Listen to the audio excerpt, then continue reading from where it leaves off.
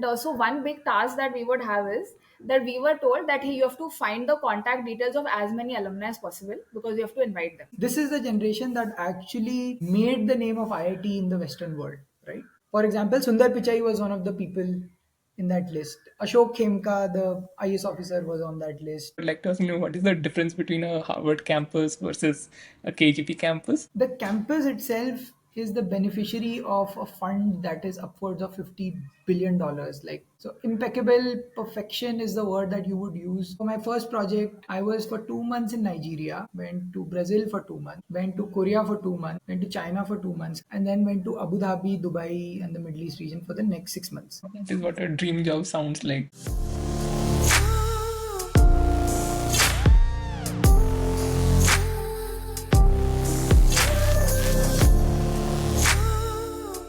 Welcome, guys, to a brand new episode of IIT Podcast with Somnath. And today, again, is a very special episode.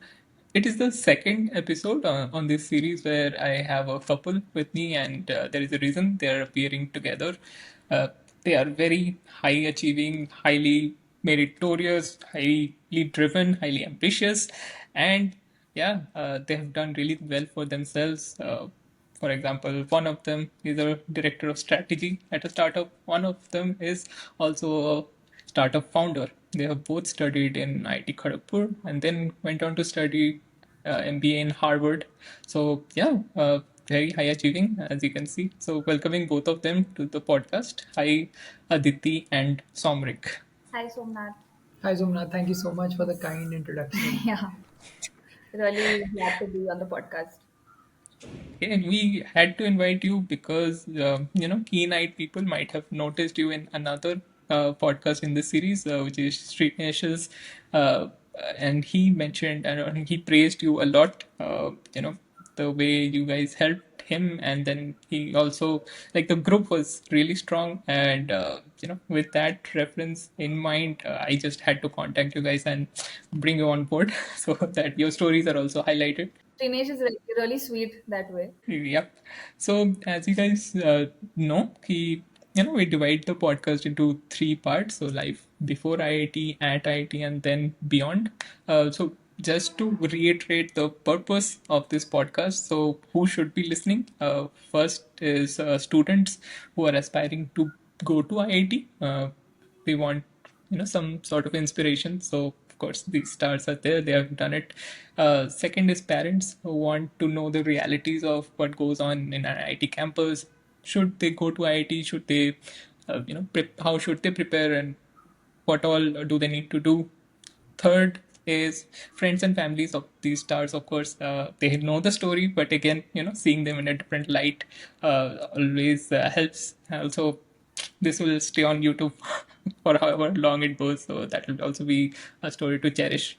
Also, in this particular case, since they have both been working in startups and also founding startups, so startup founders might get some insight onto this as well. So yeah, so that is all. If you fall into one of these categories, please continue to listen. This is also available on Spotify, though. I'll link the description down below. So great. Again, welcome. So we'll start off with the first question, which is uh, one of the questions that we used to get in school. I think all of us in India, there's a common question, which is aim in life, right? So, what were your guys' aim in life beforehand? Did you know that you will get to this stage of your life, or what was the plan? Your younger days. I'll ask Aditi first. So if you ask me honestly, so the thing is, since I was a kid, I was a very big movie buff. So I actually wanted to become an actress when I was a kid. So I was really very enamored by the movies, by the media entertainment industry. But of course, at some point of time, reality kicks in. But to be honest, like I actually initially didn't even know about IIT. I think I remember the first time I got to know about IIT was I must have been, I think, in my fifth, sixth class, maybe in school, and someone in my class said that Aditi, you will to go to IIT only, and I didn't know what it is. So then I went and asked my mom that day that what is IIT, and then she told me about it. And my dad's friends, their kids had also gotten into IIT around the same time. So I remember, so two of his office colleagues, both their sons were preparing for IIT. One of them got an All India rank of 100, and the other guy got All India rank 1. And at that time, I was very naive. So I was like, oh my God, he got All India rank 100. He mustn't have studied well. Because I was just comparing it with the guy who got All India rank 1. But then I remember I'd gone to their house once or twice. So then got to speak to them as well. So that was my initial induction into IIT.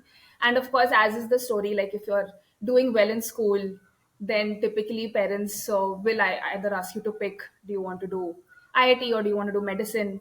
And I remember for me, the thing was I didn't want to leave maths. So I was like, okay, let me pick IIT then. I'll prepare for the IIT exam. So that's how I got into it.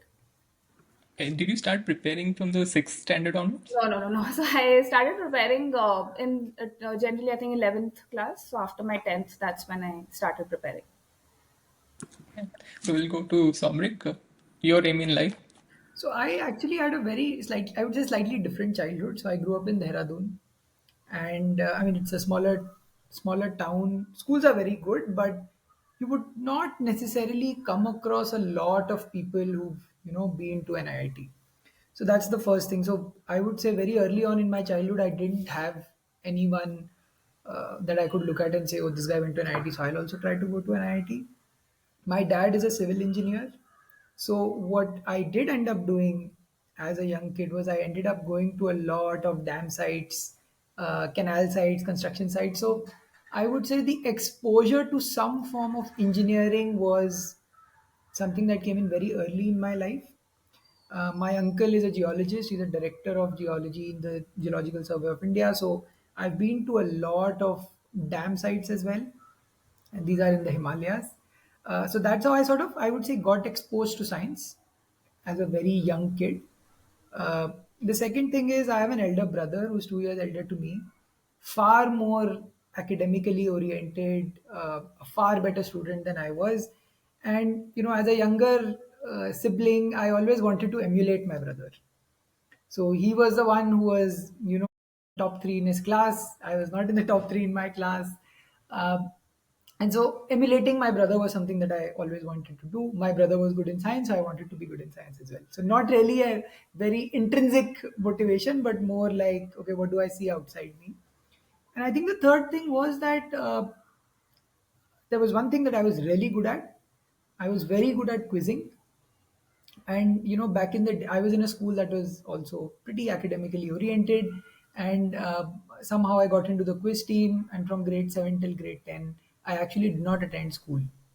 I would go to the school, but I would end up just preparing for quiz competitions. So ended up traveling a lot all over India to participate in quiz competitions, the Bonvitas of the world, the Green Olympiads of the world, and so on. So I would say a lot of exposure to science came from that as well. The first time I actually registered that there is something called an IIT was when my brother started preparing for his JEE examination. And he made the decision of doing his preparation in Dehradun. Obviously, back in the day around 2008, 2010, there weren't really many good coaching institutes. And so he had to drop. And when he dropped, a lot of the other students in my class also decided that, okay, we should all go to Kota. And so, me, seven of my very close friends from my class, and my brother, all eight, nine of us ended in Kota. And that's where I actually got into the entire, the academic preparation for the JEE exam. So, You spoke about Kota. So there's a great series on Netflix about the Kota system of studying, which is called Kota Factory. How did you relate to it? Like, how true was it for you? I didn't watch the series because anytime anyone asks me, "Have you watched that series?" I say I've lived it, so I don't need to watch it. Uh, I would say Kota was slightly different for me again because I was there with some of my closest friends from school. These were kids that I grew up with. So we were a gang of like 6, 7 folks. Some of the closest friends I have till date. None of us studied, basically. So we were in one. I would say, like, what do you call it? We were in one hostel. Everybody had their rooms, But all we would do throughout the day was play football or play video games, watch movies, or do wrestling, which was not the right thing to do. In hindsight, I do not recommend that to anyone. The downside of such a path was that, and we were pretty good academically. There was someone in A2, there was someone in A3, A4, and so on. We were in good batches, but we didn't study. And when we gave the JEE exam in 2011, only one of us got through. And that was a big shocker for, which was me. And I didn't get a very good rank, right? And which was a shocker for all of us because the group was very good in academics. The only thing was that we didn't study hard enough. And then eventually people dropped, they got AI at 300, 400, and so on. So they were there. It's just that the time that we spent there was different. We had a lot of fun, didn't really study a lot. Uh, and so, yeah, I would say in that regard, some elements are there in the series, but a lot aren't. But yeah, I chose not to watch the series. Is it easy to get distracted? Like you are moving from Dehradun to Kota. It's a vastly different lifestyle, right? And like, what drove you to, let's say, firstly not study because there are peers who are just into the books all the time, right? How did you find it? That even not studying, there was a level of confidence. I would say, maybe tending towards complacency also ki ha I will make it through and studying is okay, maybe secondary, I can manage without it. I would say there are different shades of not studying. In our case, what we would do is we would go to every single class, we would collect all the DPPs, we would never miss a unit test. And our entire group of 7, 8 students and friends was very clear on that. We will not miss a class. We would go to all the classes. We never went to a cyber cafe because that we felt very early on is, a very slippery slope. It's a kind of an addiction. But we ended up playing a lot of sports. So I would say we were still registering a lot of what was being taught to us in the class. We were taking down notes, and every month you have that review test, right? We started studying a week in advance. So it was 3 weeks of chill, 1 week of very hard study, 3 weeks of chill, then 1 week of very hard academic study. Uh, Later I realized it was the confidence was a little ill placed. We were in good batches, but it didn't really reflect in our ranks. And so the big learning that I got from my experience there, my brother did end up going to IIT Roorkee. So he got the outcome that he wanted, and then I had to spend one more year there, which is when I could have studied a little more, probably gotten a better rank. I don't regret it as much, but if I were to give somebody an advice, I would say if you're there, put in the hours, follow the entire process. It's been built in a certain way to get you the outcome that you want. A tale of caution for the students as well. Great. So moving to Aditi, what was your preparation like? Was it a quota level or was it something totally different? So my story is that so in my 11th and 12th class, so I was brought up in Bombay. I did my schooling, everything there. So I did my JEE coaching for 11th and 12th in Bombay itself, crack JEE. And I would say that I was pretty hardworking. Like I would really put in the hours and everything, go to all the classes very diligently, did the material. But I just felt that I wasn't getting the kind of coaching direction that I would have liked. And the first time that I gave IIT, I did not get in. So I did not get any rank. Then, and I was like really devastated because I was someone who had, for me, that was my very first academic failure in life in a way because I had always topped my school. And that was the very first, and it was like everyone had taken it as a given that she will get in. Like, it's like not even a question. And then I did not get in. And I was kind of expecting it because I didn't even feel confident when I was going to write my paper, when I got done with the exam. So it was very clear in my head that I will take a drop because I wanted to give it my best. So that time for my 13th, then I went to Kota because I was like, okay, now this time I don't want to leave anything to chance. People say that okay, Kota is where you have that full coaching industry, you have the full coaching playbook, all of it in place. So let me go there. I went with my mom. So my mom, she made the decision that okay, one full year I'll stay with my daughter in Kota. We got a flat there. We both were staying there, and I think I actually really loved my time in Kota. I was there for 1 year, and I really enjoyed it, and enjoyed it in the sense that I felt that I'm in a much better environment to do my coaching prep, because I think one big difference which I felt was there in Kota versus Bombay, where I was preparing earlier. So in Kota, everyone in my class, especially because everyone was a dropper, they were insanely motivated. They were like, hey, we know this is our final shot and we mean business. We have to get in. So, like, even in the breaks, we would all be getting together, solving our doubts. It was for us the full time, we were just focusing on our JE prep. Versus in Bombay, the environment was very different, because in Bombay it's like many students, they join the IIT coaching class, but not all of them have that motivation that okay, we will get into IIT. A lot of them, they are preparing for their SATs to go abroad, or they're preparing for other state level exams to get into the Maharashtra engineering institutes. I made some really good friends while I was in Kota. And the fact that I was there with my mom, it definitely made life a lot easier for me, because she would like take care of the logistics. Ki, okay, I have to make lunch for my daughter, dinner for my daughter, like all those things I didn't have to worry about. Ki, acha, kapde dhone hain ya kuch karna hai and all of it. So for me, it was just that I was just focusing on my studies while I was there.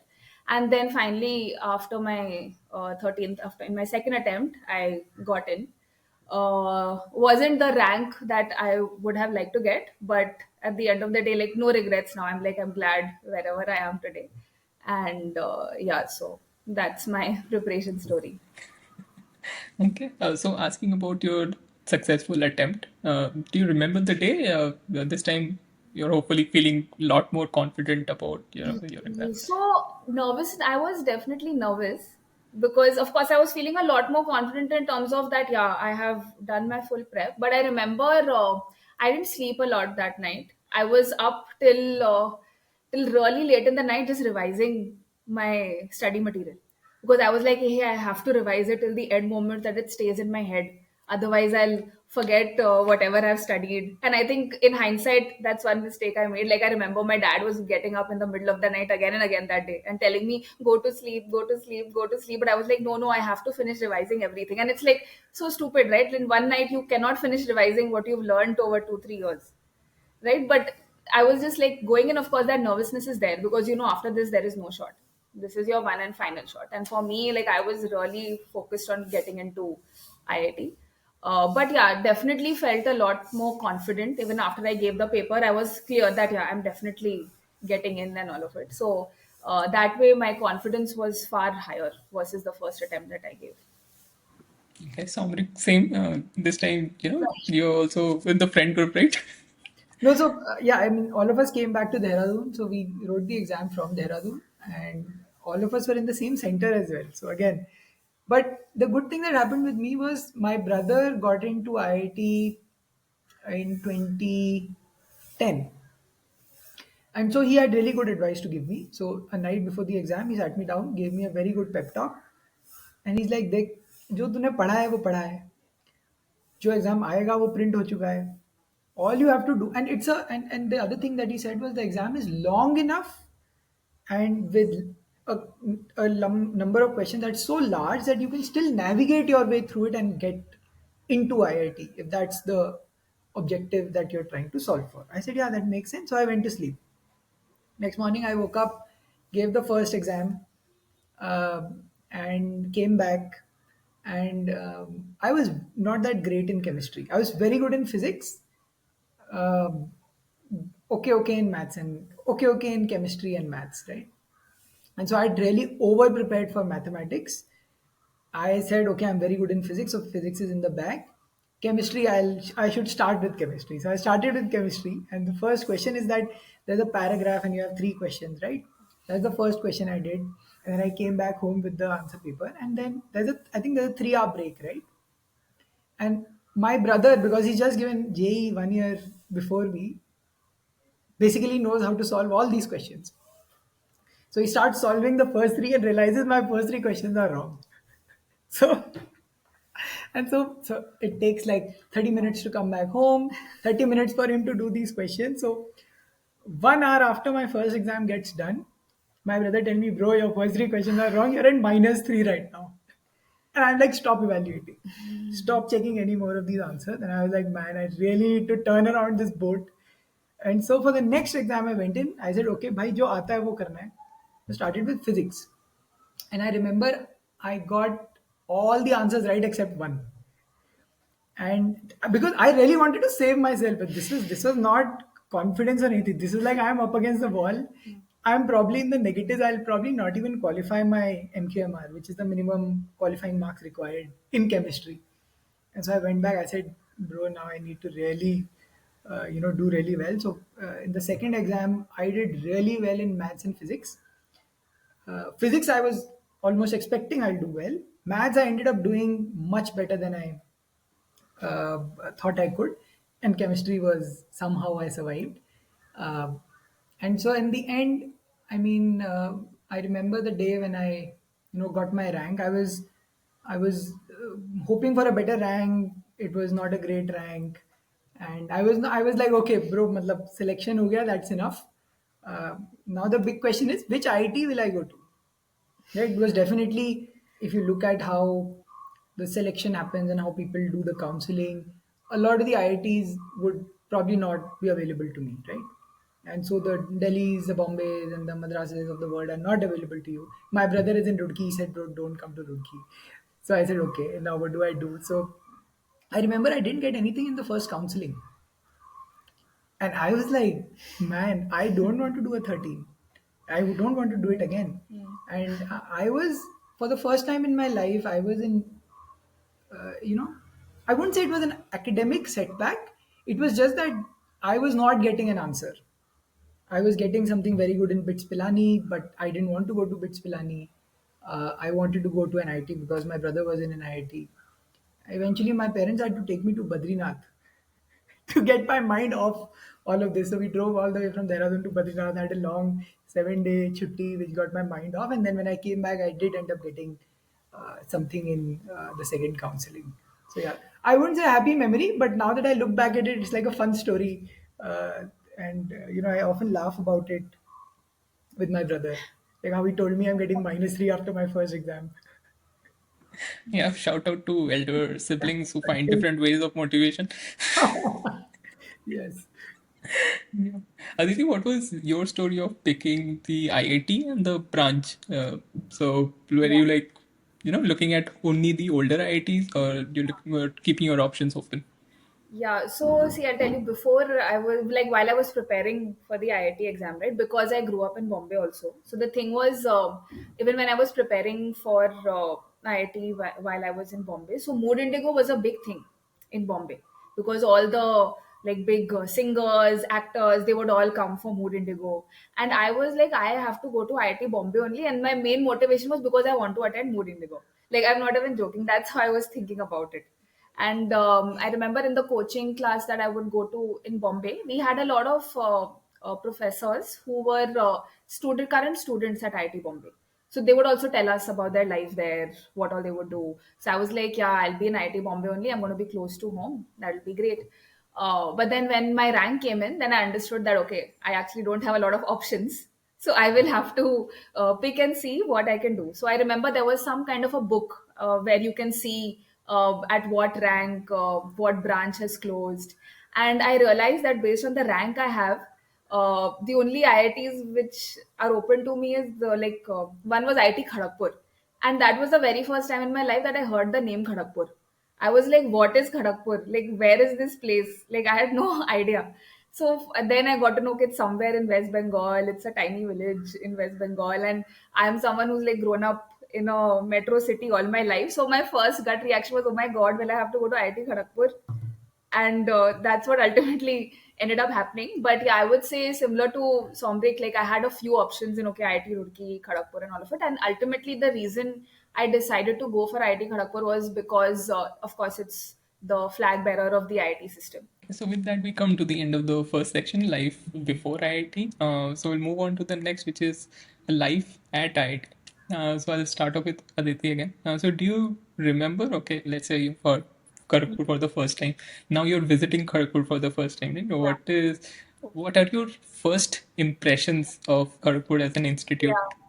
So I remember, so like again, context setting, right? I've only kind of seen like cities like Bombay, Delhi, Jaipur, all those kind of cities in my life.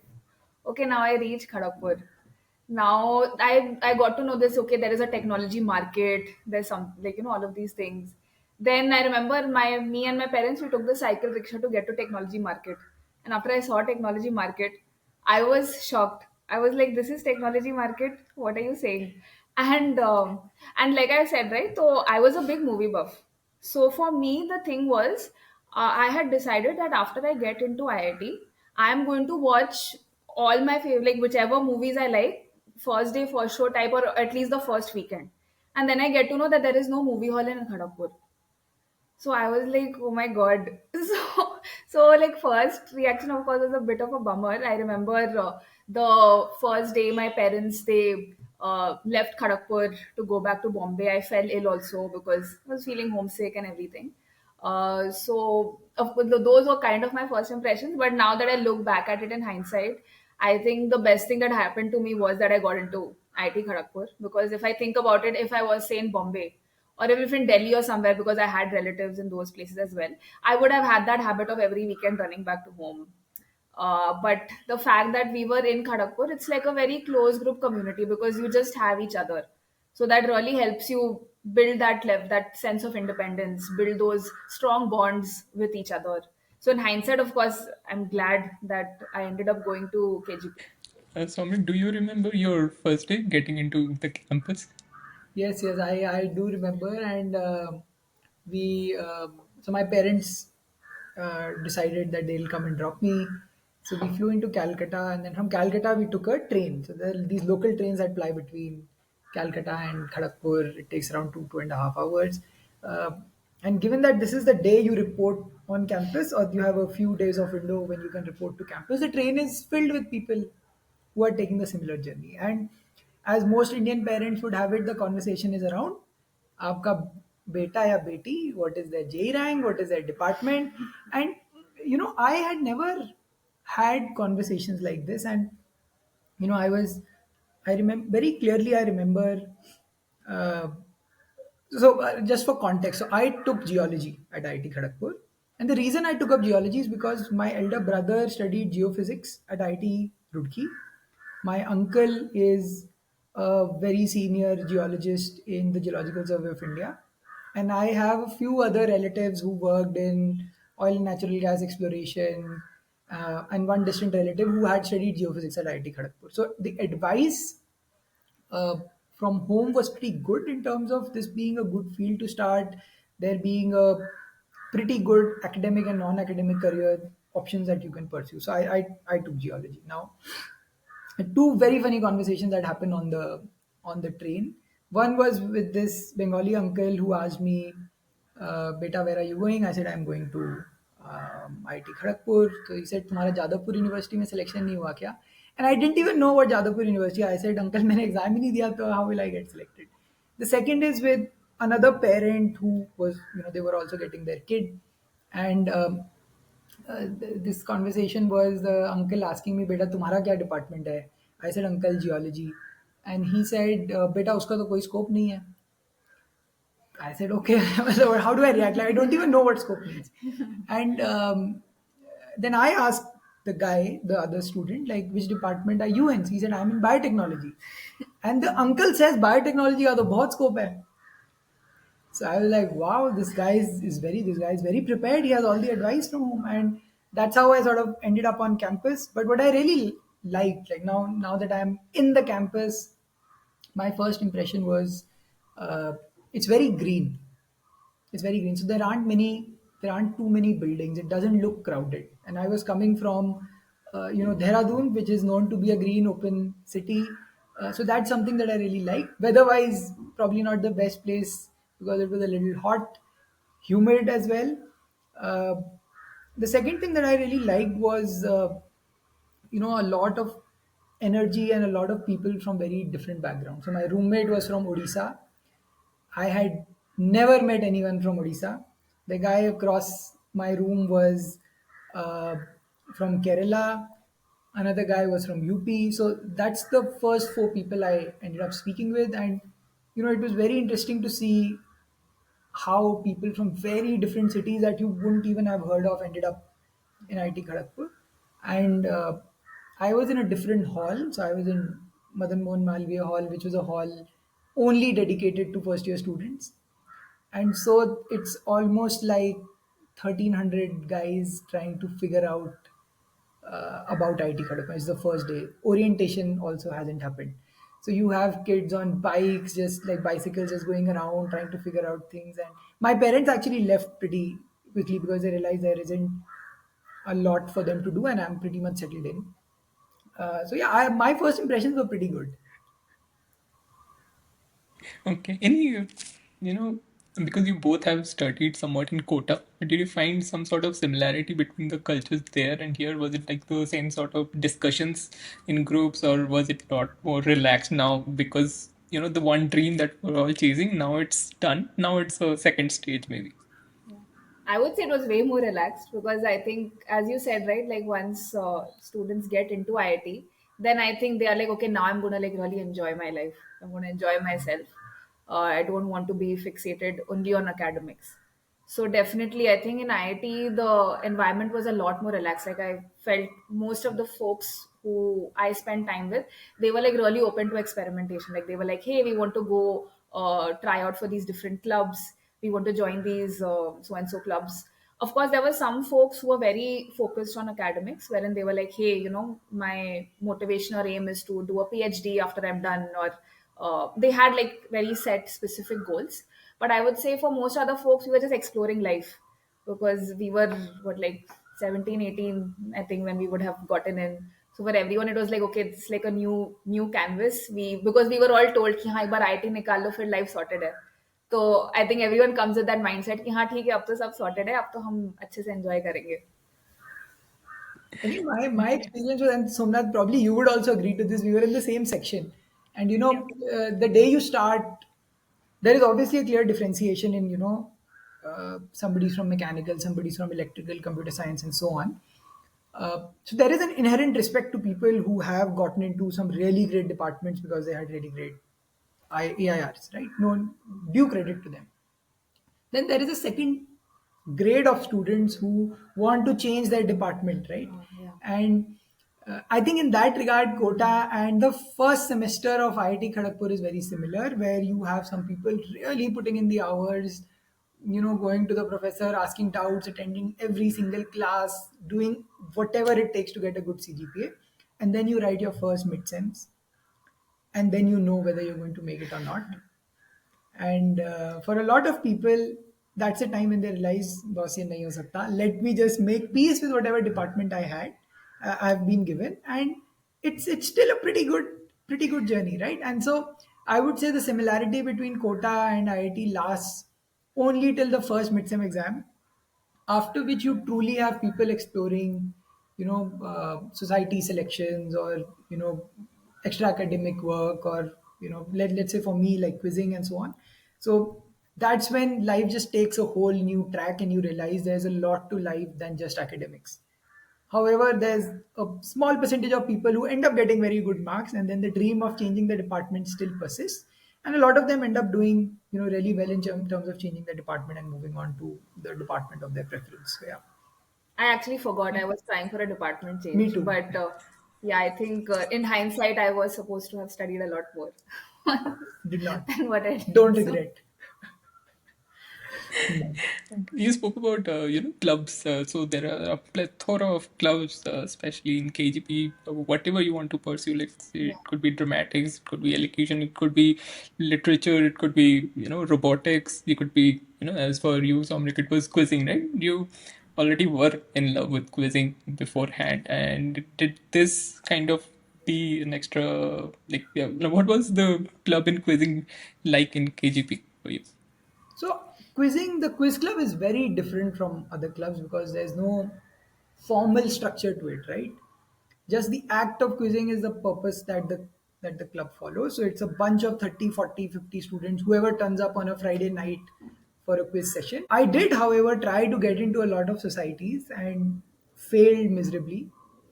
I tried to, I went to the interview for Eastern Technology Music Society, hoping that they also teach students how to play musical instruments. But I realized it's only for people who know how to already play musical instruments. I uh, tried to join. I appeared for all societies, and eventually I realized that it was good that I didn't get selected because it would have been a massive sink of time. Um I did get into some, but then dropped out. I didn't quite like. So you have a lot of options to choose. That's all I'm like trying to say. And alumni cell was one thing that I, uh, really liked my initial interactions with people. They were organizing an alumni meet, and they told us that alumni who are 25, 40, and 55 years, 50th year of their graduation will be coming back. You'll get to meet with them. These are very successful people, and so on. So I was really fascinated by the prospect of, uh, you know, being in the company of or getting advice from or just listening to these folks, and that's why I joined the alumni cell. Yeah, this is where you guys first met, right? Both of you were in alumni cell, and what was the experience like? You were meeting with alumni. Come to think of it, this podcast in itself is like an alumni cell. Yeah. Why not? Yeah, and what was your interaction with the seniors like? Was it like they're helpful and they're ready to talk to students? How would you approach them? So I would say in general, alumni, like almost all my, with the exception of maybe one or two, but almost all my interactions with IIT KGP alumni have been phenomenal. They are extremely, extremely helpful, always open to speaking to students and giving them advice, helping them out in whatever way they can.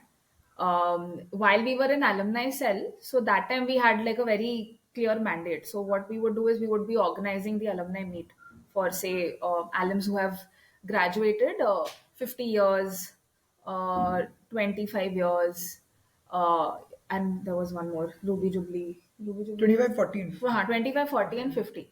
So we would reach out to alumni there and we would start. So, say the alumni meet is going to happen in January. So, we would start calling the alumni from I think July, August of the previous year, right? So, we would have this full list. So, we would be given the full list of people who graduated that year. And I think that list the institute would have, but they would not have the contact details of a lot of those alumni, right? They would have contact details of some, and especially we had seen that the US alumni, they were very well organized, so they had their chapters and all. So through that we would have contacts of quite a few US alumni, and we would call them much in advance because they had to book their tickets to India. And I think one thing which I found really surprising at that point of time was when we would call alumni in the US, and this is like for their 25th year reunion, 40th, 50th year, they were like, yes, we are coming for it, we are so looking forward to this reunion. I've already told my friends here in the US that we all are coming together, you can note down their names also, please take their contact details, call them, send them the invite. So especially for alumni who were in the US, they were so excited to come back and visit the campus, right? And so one big task that we would have is that we were told that, hey, you have to find the contact details of as many alumni as possible because you have to invite them.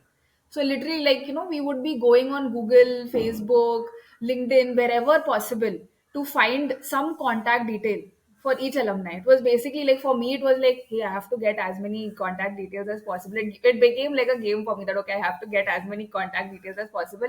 How can I fail at getting some alumni's contact detail, right? So then we would call them up, invite them, and they were so warm with us even on the call.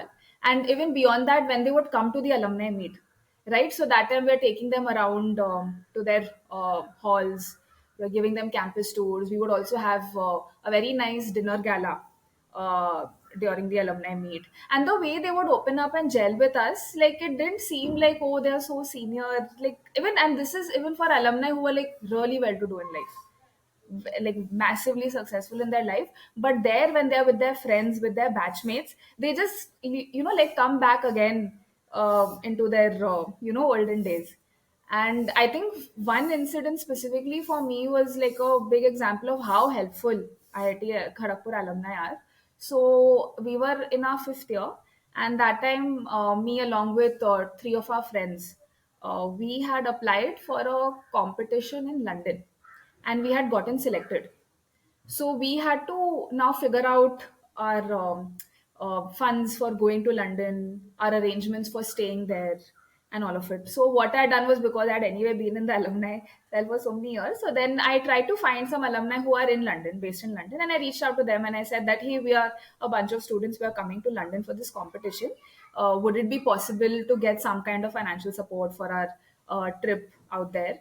And I was so massively surprised. Two alumni, they really made it their mission that, okay, we are going to make their stay as comfortable as possible. They started rallying more alumni in London to arrange funds for us.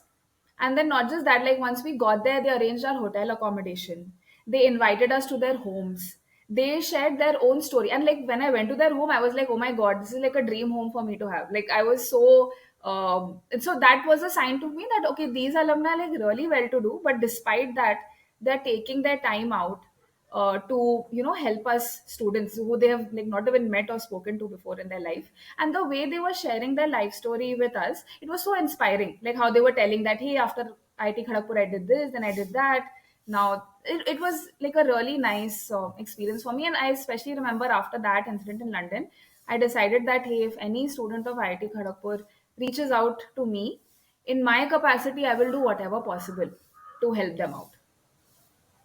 Yeah, massive shout out to the alumni community of KGP, especially, and all of IIT as well. Yeah, and yeah, that story makes me feel so good about the institute as well.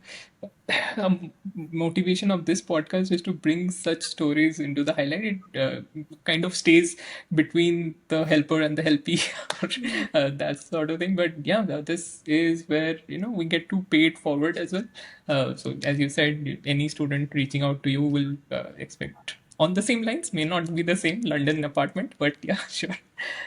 But I think Okay, great. I'll just add one thing, Somnath.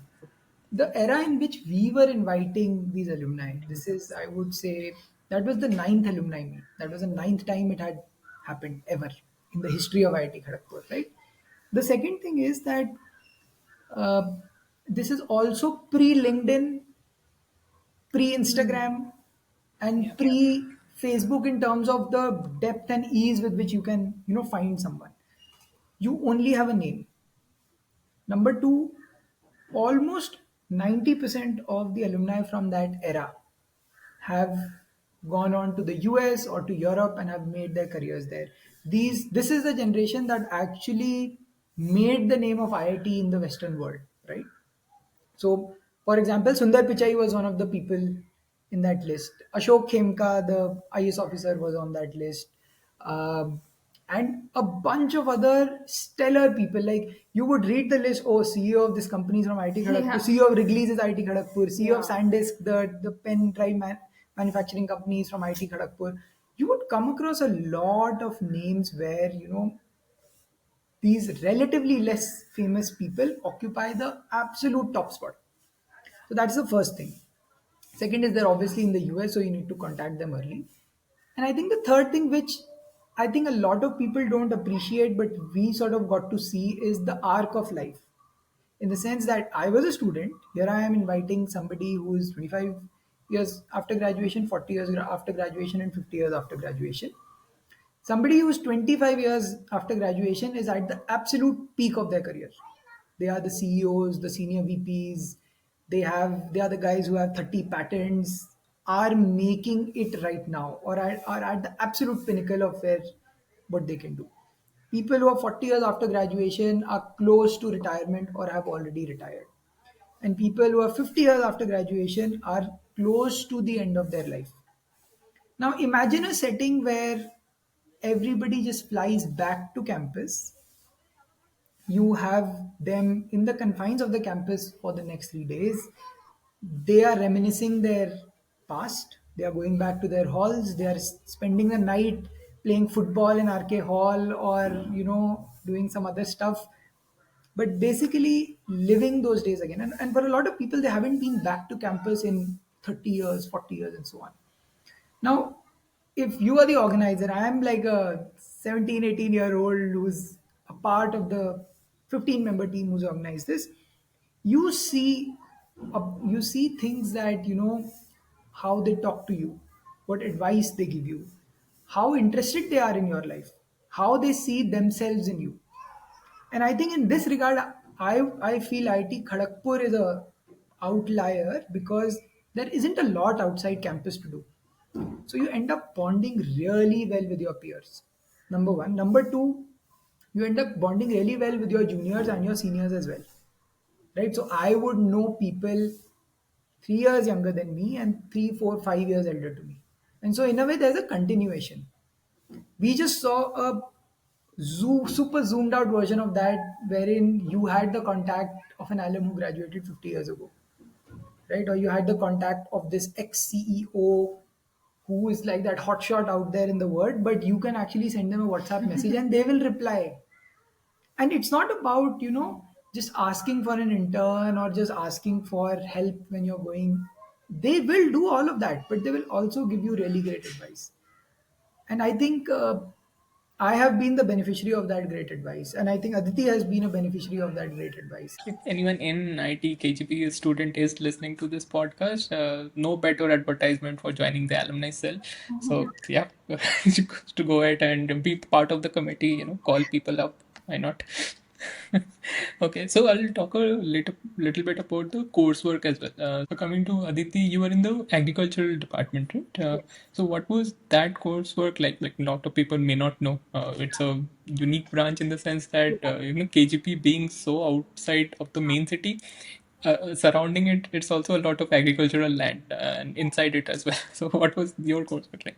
So actually, IIT Kharagpur is also the only IIT which has an agriculture and food engineering course. In fact, IIT Kharagpur has the highest variety in courses compared to all the other IITs, and it's very flexible also. So I entered IIT Kharagpur with a dual degree in agriculture and food engineering.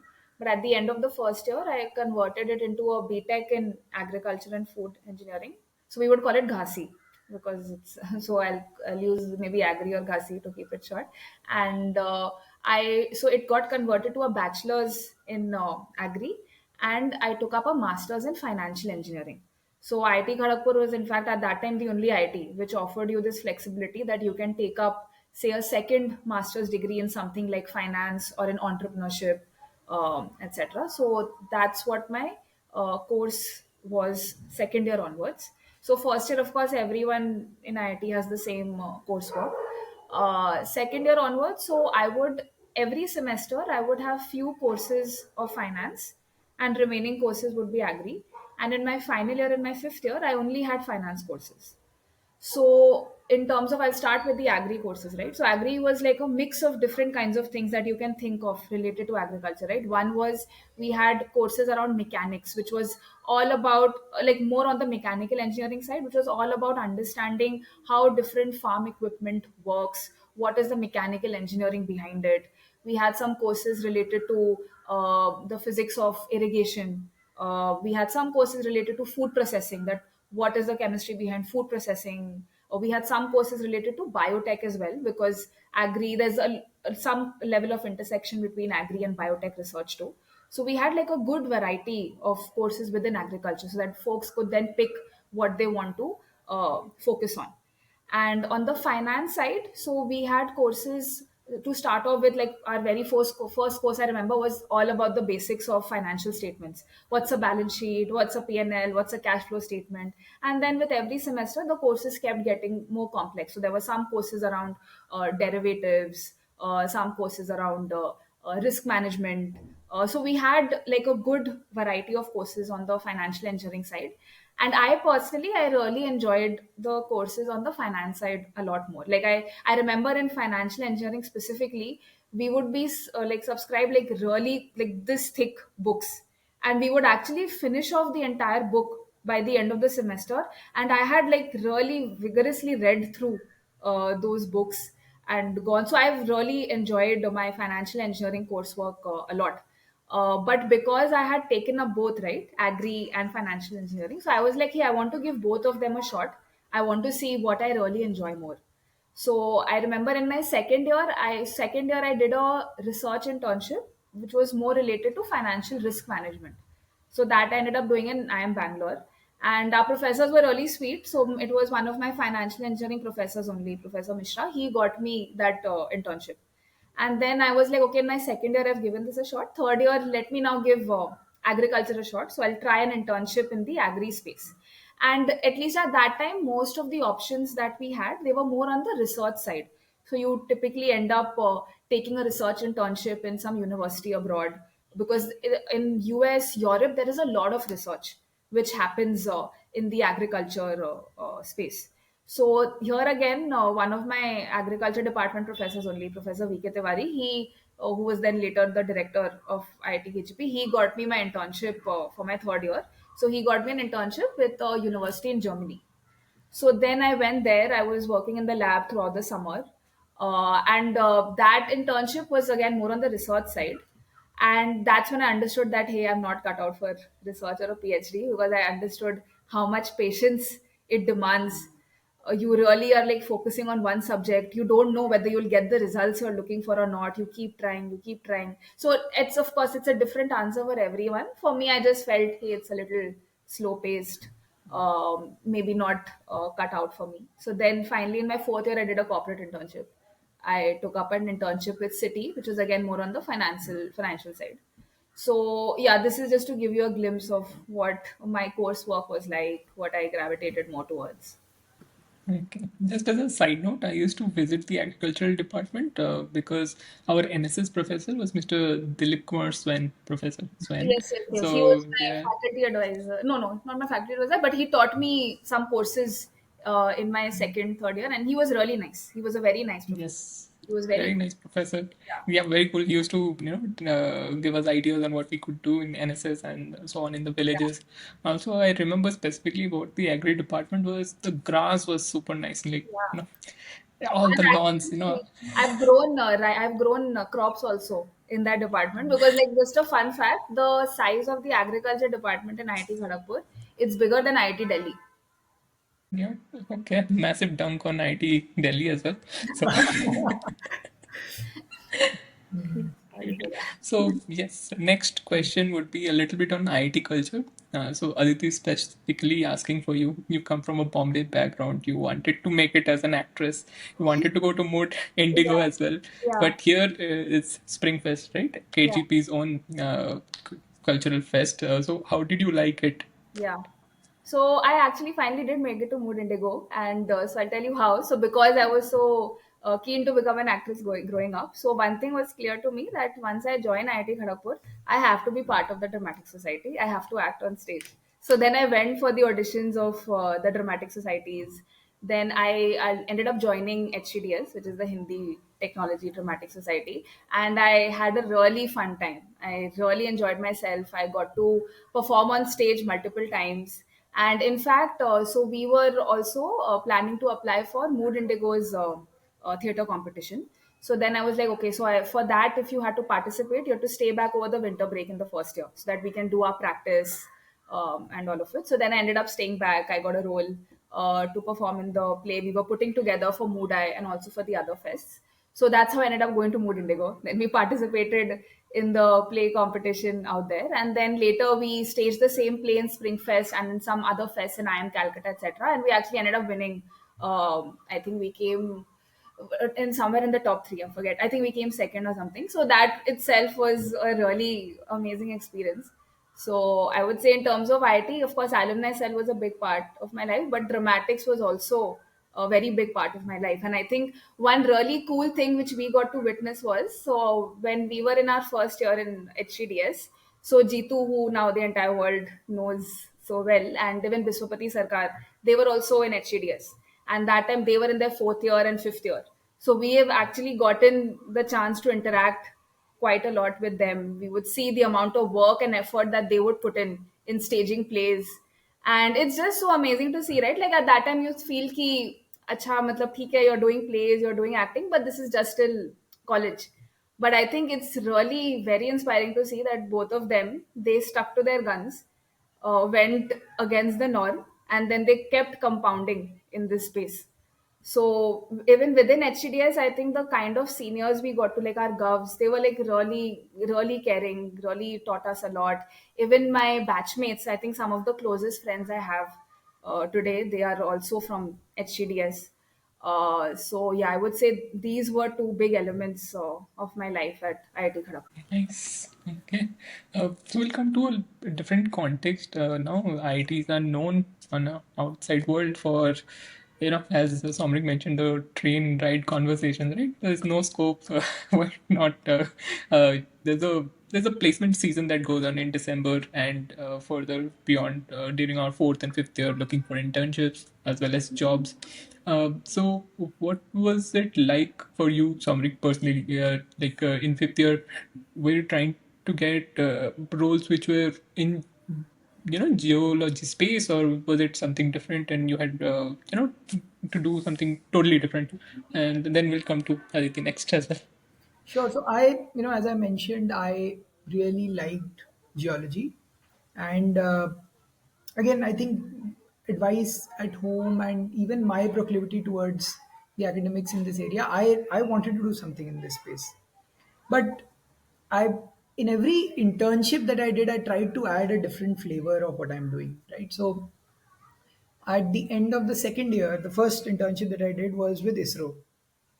So, and it seemed very weird to me why ISRO would be working on geology, but they had a very interesting problem. They were working with NASA, and there is a group of satellites called Grace and Ghost, and they have a fixed distance between them as they fly. But whenever they fly over an area that has a changing gravitational pull, the difference between the delta difference between these satellites changes. So in a way, if you measure the difference between two satellites, you can measure the gravity changes that happen on ground. And I was blown away. I applied for this, somehow got selected, and what we were doing, we were trying to map the Indian subcontinent to see how the extraction or the over extraction of water from the Ganga belt because of agriculture or just human consumption is changing the gravity of uh, the area that India occupies. So I'm a geology student working at ISRO on a joint research project between NASA and ISRO to identify gravitational changes because of anthropological reasons. That was my research study for 2.5 months. And that's when I sort of realized that often, going back to the conversation that I had with that uncle on iska scope nahi hai, uh, there is always scope if you're able to find newer problems and if you're looking to search hard enough and if you're willing to put in the effort, right? So that's the first internship that I did. The second internship what that I did was I was also in Germany at the same university where Aditi was, but in a different city. We were trying to make drones that had a hyperspectral camera on them that would take photos of any crop that is on the ground to assess if the plant is healthy or not based on the reflectance of the leaf. Now imagine the geochemistry or the chemistry of the soil changes, that changes the nutrients that go onto the plant, that changes the health of the plant, that changes the type of sunlight that the plant reflects. And you are flying a drone over a 50-acre piece of land to identify what are the patches where the crop is not healthy. Now, the so what of this project is now that I know that this patch of the field is not healthy, I can do directed fertilizer delivery to that place. And I was able to do that because I had some fundamental understanding of geochemistry, which was because I had studied something in my department. Now, again, I didn't study anything related to drones. I didn't study anything related to hyperspectral imaging.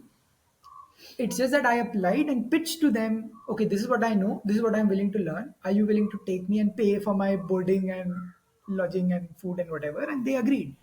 Again, this was a very interesting project that I worked on, also in the field of earth science. And then the third internship that I did was in Kane, India, one of India's largest private sector company that just extracts and sells oil. And what I was working on was trying to identify what are the bands in the subsurface region that have the best quality oil. So everything from gravity to soil geochemistry to just finding oil in India. And I really wanted to do that. I wanted to go for a PhD, and I actually wrote the GRE, got a result, started applying. But the interesting thing that happens in the field of earth science is that a lot of research is actually funded by companies. So you have the Exxons and the ConocoPhillips and the Shells of the world funding a lot of this research, because research has a very clear use case: find oil, extract oil. But prices crashed, and then the first budget that gets cut when oil prices crash is the R&D budget. And uh, because that happened, a lot of the funding for research grants and for projects went down. Prospects for a PhD seemed pretty grim. And so I decided, okay, let me just evaluate a few other things. And so, very close to the placement season is when I actually changed my strategy and I said, okay, I'll not be going for a PhD, and now I need to pivot to something else. So, I was a little scared because my CV had earth science, earth science, earth science, earth science throughout, and a bunch of extracurricular activities. And here I was, okay, now I want to do consulting. There's another thing that I'll add. I think a very big part of my IIT life beyond academics and extra academics was actually my wing, right? So I was in RP Hall, Rajendra Prasad Hall of Residence in D Ground East. That's the name of my wing. There are 11 rooms back to back. And there were people from very, very different departments, backgrounds, and inclinations, but who spent 5 years together. So we have somebody from chemistry, somebody from chemical, somebody from mining, somebody from maths, somebody from, uh, let's say, me from geology. And while fundamentally very different people, we had a very good time together. And we have over the period of time evolved as very different people as well. So if I were to go from one side, there's one guy who's working in a fintech right now. There are two people who have PhDs in maths. One of them has a specialization in AI, is working in DeepMind. One guy is my co-founder. There's one guy who's a director of marketing at a startup. There's one guy who's very senior in finance in Amazon. There's other guy who's a very senior employee at a very big fintech in the UK. So, And of course, I'm a poker player. and yeah, and we have one guy who's Like now a professional, one of India's top professional poker. poker players. So the reason I say all of this is, you have a wing, you have a lot of shared time, but there's also a lot of shared learning. Now, for me, when I was trying to navigate moving from pure science to consulting, a lot of discussion happened in the wing. So you ask the guy in the next room or the guy in the next room, and the evening you sit and chill, and then you sort of try to figure out what you want to do, and that's when, at times you end up getting good suggestions and so on. So I'm actually pretty thankful to my wing, uh, because it's a unit that stays together. You help them, they help you, and so it sort of helps you figure out life as you go, especially in that era when you're looking for a job. Very well said. Yep. Also, one of your friends was a Rhodes Scholar, right? Arijit. Yes, yes, Arjit was my He was his quizzing mate. Like both of quizzing. them would Yeah, go same hall, participate in all quizzes together. same hall. Arijit and I, same hall. Both of us love quizzing. Both of us were the governors, and I mean, stellar guy, academically gifted, Rhodes Scholar as well. And I mean, his experience and his achievements speak for themselves. So yeah, and again, very similar in one activity, but very dissimilar in other activities. Right? I can't see myself ever becoming a Rhodes Scholar or ever, doing that quality of research. Right? But he does that really well. But both of us do quizzing very well together. So yeah. Okay, coming to Aditi. So, same question on the placement, but you had a different lens on it as well. So, you were part of the the placement community committee. You were there with Bala, which we had done a podcast before. So, what was that experience like, and did it help with your own placement later on? Yeah. So yeah, like you said, in my fourth year, so we both Saumaric and I, we had a 5 year course. So I think one advantage we also had was a big part of our friend circle was sitting for placements a year before we were. So we got to learn a lot from their own journey as well. So that is one thing which definitely helped us in our placement time. And I think for me, as you said, because I was part of the placement committee, I had a much better understanding of what the process looks like. Of course, one is the whole logistics of it, inviting companies to come and hire students, managing that.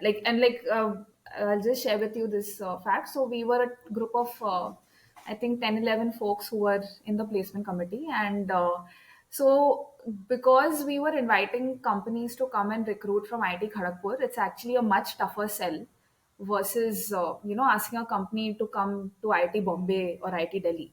Because in that case, they just have to like, okay, take half day off from their work day and just go hitch a cab and then go to the campus and finish the recruitment drive. But in the case of IIT Kharagpur, they have to like specifically first fly into Kolkata. And there were not a lot of companies who we were inviting which even had any office or headquarters in Kolkata. And once you get to Kolkata, it's like a 2-3 hour journey to get to Kharagpur. So that itself would, it became kind of a blocker for a lot of companies to come to IIT Kharagpur. So our entire placement team, we really would put in a lot of hard work, right, to in like just make that really awesome value proposition as to why they should come and recruit from IIT Kharagpur. In fact, I remember when I was in the placement committee, that year was the very first time that consulting companies were coming back to recruit from IIT Kharagpur after a long hiatus. So they had stopped coming to IIT Kharagpur for quite a few years. And then in our year, they were like, okay, let's again start this program of recruiting from IIT Kharagpur. So I remember that was the year BCG came in. I think Parthenon also came in that year. So before that, we didn't even know, okay, at least I didn't know what is consulting.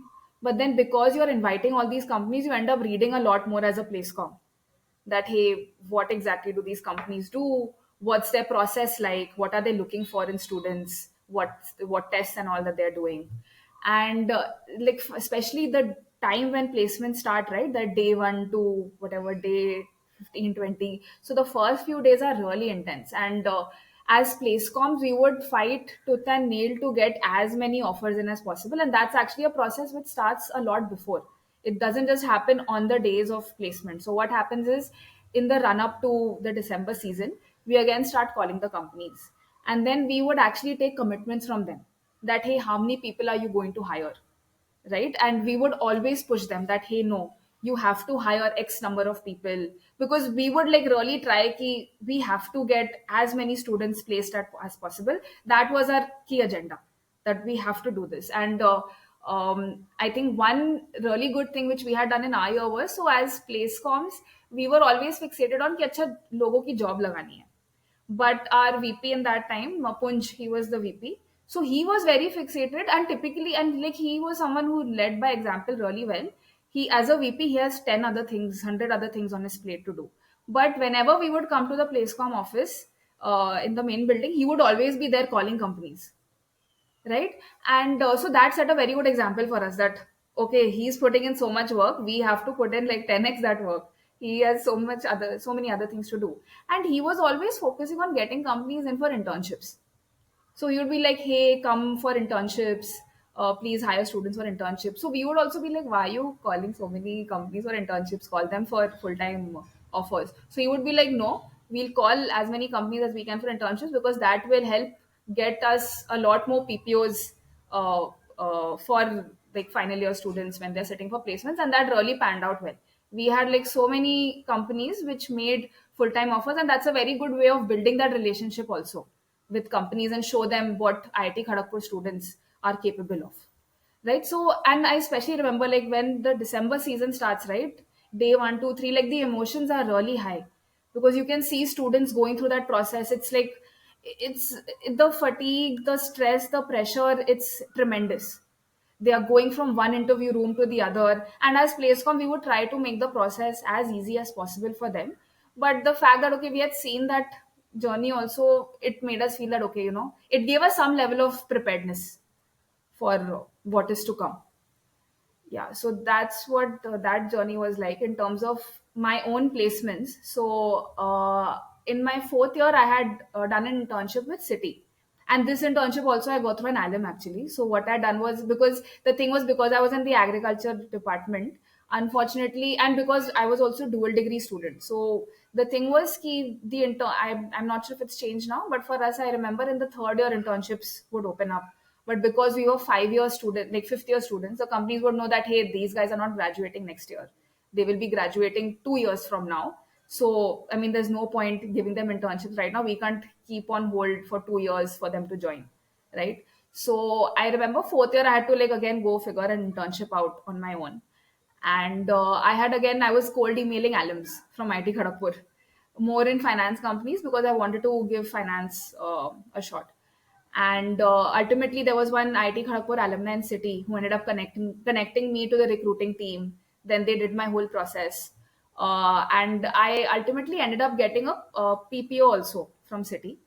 So I actually had that tough decision to make, whether I should take that PPO or not. Because if you take a PPO, then you cannot sit in the placement process, right? And for me, and while the offer was great, I had a really good time at city. I had some very nice managers and mentors I got to work with. But the thing for me was like, it's like a pure play desk job wherein you're running numbers on your computer the entire day. And I felt that I just had that innate feeling that after a certain point of time, I'm going to hit a level of monotony and I will want to leave the company. And I didn't want to take up an offer thinking that hey, at someday I will be leaving this company. So while it was a very tough decision, there were a lot of people who told me, hey, don't drop this offer, because if you drop this offer, you don't actually have a lot of other better options if you sit for full-time placements. And it's very risky because those companies, they don't hire more than 2 to 3 people. So I was like, it's okay. I know that if I join this company, it'll always be at the back of my head that, hey, I want to leave in few months. And it's nothing to do with the company. The company itself was great. It's just that the role was kind of like a desk job, very analytics oriented, something which I felt I may not enjoy after a point of time. So then I ended up rejecting the PPO. And I remember like even the entire staff in the placement office was so nice. Like we would, because placements is a IIT level, like university level agenda. So there were IIT Kharagpur staff also who was working on it. We were working with Professor Barai, who was like amazing person. He was like a father figure to us. And I still remember when I went in the office to say that, I'm rejecting my PPO. They were like, "Are you sure? Think again. Are you sure?" Like they really, look out for you. But then ultimately, I ended up rejecting the PPO, and then I started preparing for consulting because because I got to know through when I was a placecom what the job profile in consulting is like, what the process is like. So that had given me some starting ground. So that's ultimately how Somric, Bala, and we ended up preparing for the consulting interviews. Okay. So yeah, with that we kind of come to the end of the second section, life at IIT. We'll move on to the next, which is life after IIT. So both of you come from very different backgrounds: city life, village life, two different departments, geology and agriculture, to now coming to a more merged path. I would say, so like more consulting oriented. So, what were your first jobs like? Did you get exactly what you had expected, or was it different? I'll come with Saumaric first this time. So I joined this consulting firm called Parthenon, and it was a very interesting practice in the sense that, I mean, for the viewers, just for some context, consulting firms typically give advice. Uh, it can be in a variety of fields, but typically consulting firms have a geography mandate. So let's say McKinsey India would do projects in India, but they would do it for all industries within India. The practice that I worked at, the company that I worked at was called Parthenon, and the specific practice that I joined did not have a geography mandate. So you could do cases all over the world. And number two, but it had a sector mandate. It could only do work in the field of education. So I was, you know, uh, first time in Bombay for a job, uh, studied geology, wanted to do a PhD, but ended up in consulting, now doing advisory in the field of education. So that was That's how I would frame my first job. And the other interesting thing about the job was that I almost never worked in India. So either, in your early 20s, imagine spending for my first project, I was for 2 months in Nigeria. And I came back to India, applied for my visa, went to Brazil for 2 months, came back, went to Korea for 2 months, came back, went to China for 2 months, came back, and then went to Abu Dhabi, Dubai, and the Middle East region for the next 6 months. So while my office was in Bombay, I had an apartment in Bombay. Uh, Bala and I were in the same company. I was just traveling for two months at a stretch to countries that I would otherwise never go to, right? And this is as a very young person. Now, I would say that this was a very defining moment of my life, that as a very young person, you're not traveling, you're working. And you're not there for 10 days to go to all Instagram worthy location. You're actually sitting in an office with people from that country trying to solve a real business problem, or in our case, giving advisory to large private equity funds who wanted to buy out education assets all over the places. And once you sort of go there not for 10 days but for 2 months, you're not in a rush. You're not in a rush to capture anything. You're there, you live there, you eat their food, you stay there, uh, and you go to office at 8:30 a.m., you come back at 5:36, maybe you stay later in the night. So I did that across multiple geographies, and I absolutely loved it because I don't think any other job would have given me that opportunity. Second, it was very heavy research oriented. When I say research, we were doing primary research in emerging economies. And you don't really have a ready database to use in Nigeria or in Brazil. So you actually have to go on ground, hire researchers, pay them a few dollars an hour to get data about educational institutions, schools, or at times even from government offices. So it was a lot of fun. I absolutely loved it, and it really gave me an understanding of what does life actually mean. What is the meaning of having a life outside India? And so very early on, I sort of, when I lived in these places, the charm of I'll go to the US and I'll settle there, or I'll go to this country and I'll settle there. That sort of, I got done with it very early on, and I would keep coming back, and then I would keep traveling. So it was, yeah, it was a really really fun job. And then I moved to LEK, which was the same people but now under a different brand name. Again, Bala and I were in the same company again, um, and yeah, again did the same thing all over again. So from 2016 till 2019, for roughly 3 years, I was just traveling the world, working around different geographies and having a great time. That is what a dream job sounds like, you know. Yes. He would work really hard though. Like when he would be traveling to those countries, he would hardly get a chance to even get out of his office or hotel room. They would be really hard at work. But Yeah. like there are some really fun Yeah. instances, that things you Yeah. cannot do if you're there for travel, Of right? So, course. for example, uh, I remember we were in Nigeria.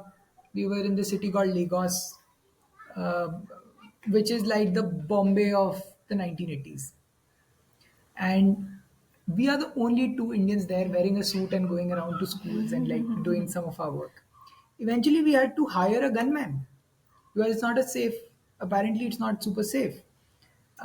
You would never do that in a random tourism related activity, right? Or let's say when I was in Brazil, we were helping a large private equity fund buy out school chains, and for that we had to go into the favelas in Rio de Janeiro. For context, favela is a slum. Think of it like Dharavi in Rio. And we would go there for research. And while, as long as I keep my mouth shut, I look like a Brazilian, uh, because again, there's a big racial diversity there as well. You would never do that on if you're there on a holiday, right? You would go to the beaches.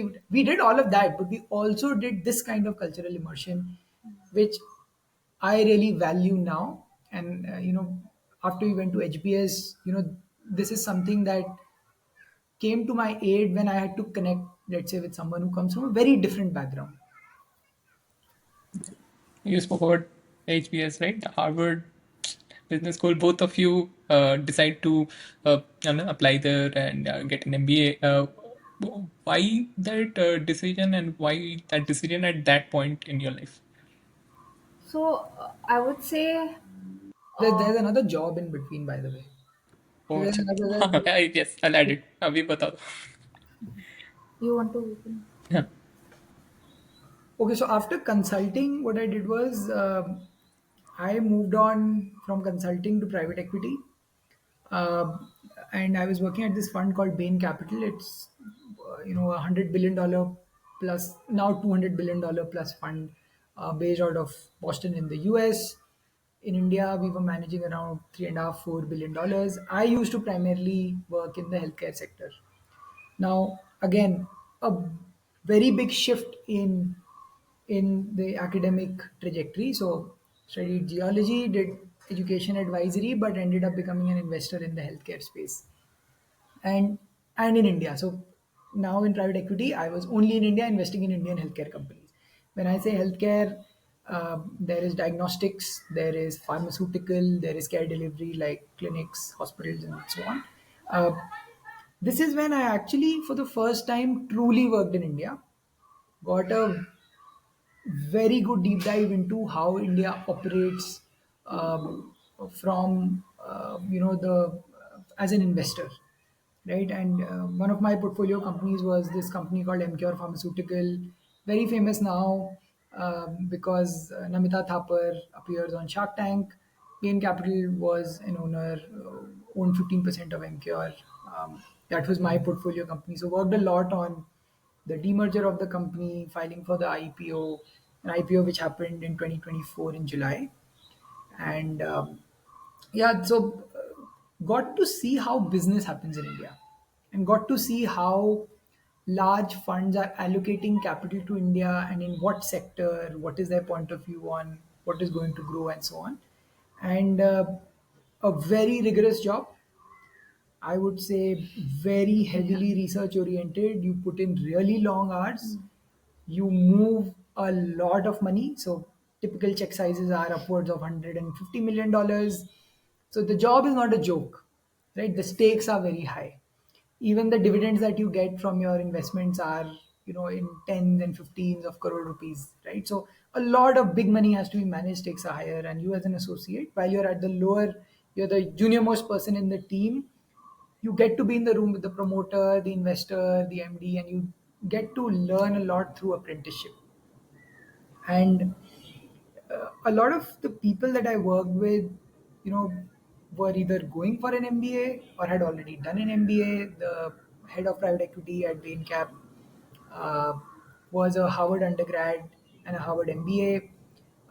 The associate from whom I took handover, uh, that person also went to Wharton for his MBA. A bunch of other people from previous generations at the same fund had gone on to, Harvard, Wharton, Stanford, and so on. So that's the first time it sort of came into my radar, and I, started thinking of this as a logical progression. And I think Aditi was in a similar boat as well, and we would discuss a lot about what we can do going forward. Aditi, like, the decision that you came to, was it a joint decision? Would you say, or was it like, both are at the same place, so that is logical for both? So I would say, in this case, so the thing was with me also. I started with consulting first with McKinsey, and in McKinsey there were a lot of, like, I was in the pre MBA program at McKinsey, and when I joined there, at that point of time, I wasn't thinking that, hey, maybe I'll go to Harvard, whatever for my MBA. But what I'd seen was a lot of folks who would come for the pre MBA program at McKinsey. After that, they would put a couple more years in into some other job, and then they would usually go for their MBA. So for me, I think I was there at McKinsey for around 2.5 years. I had a really amazing time there because, as I said, the reason I had not taken up my PPO at City was because I felt that hey, it may get a little too monotonous. It's a desk job. I think one good thing about consulting is, as Somric described, it's not exactly a desk job.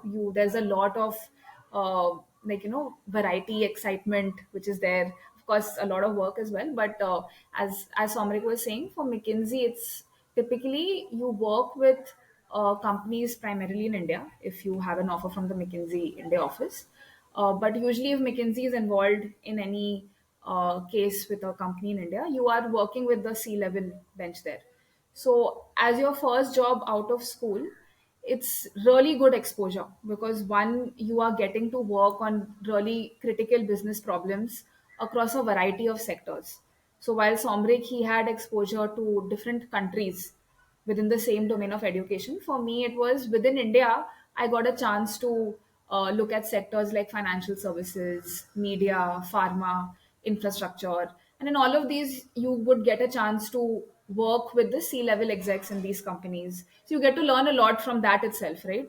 And in addition to that, the teams I would work with, my managers, the partners, engagement managers, my fellow associates, some of the smartest people I've gotten a chance to work with, really hardworking. In fact, I feel one thing that McKinsey ingrained in me really well are those like that basic skill set around, okay, good communication, problem solving. How do you adapt yourself to different environments quickly? Because here we would be changing the sector we are working in every 2 to 3 months.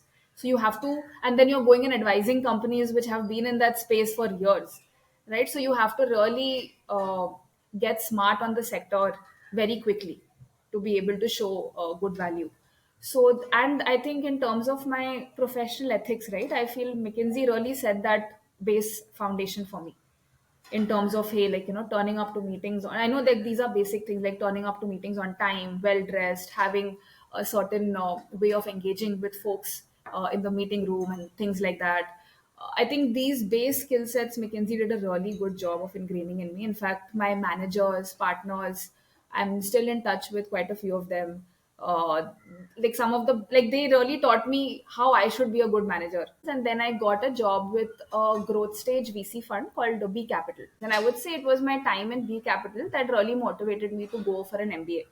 I think one thing which I really liked about B Capital compared to McKinsey was, so in McKinsey, like most of my managers, they were all men.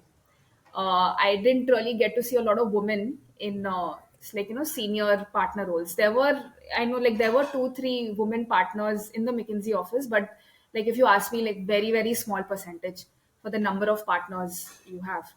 In B Capital, I think one thing which I really liked was I had a lot of women managers I could look up to. My direct manager was a principal at B Capital then. She was uh, came from a slightly similar background, grew up in India. She went abroad for her MBA at Wharton. Then she came back, was at B Capital. And I think even the partners, we had like 2 women partners out of a team of 5 partners at B Capital, which, if you ask me, very healthy ratio. And seeing their journey, learning from them, that again was a good motivational boost for me. That hey, uh, I could like I can also really achieve certain things in my career as a woman. That's not something which should be limiter for me in any way. And I would say it was my immediate boss, who was my principal then. Her name was Priya, who really motivated me to go for an MBA to the US. And I think some of the reasons were I really liked the way she carried herself, conducted herself, and I could see on the job how her what an MBA was helping her out in her job, because typically investing is something which is very networking heavy.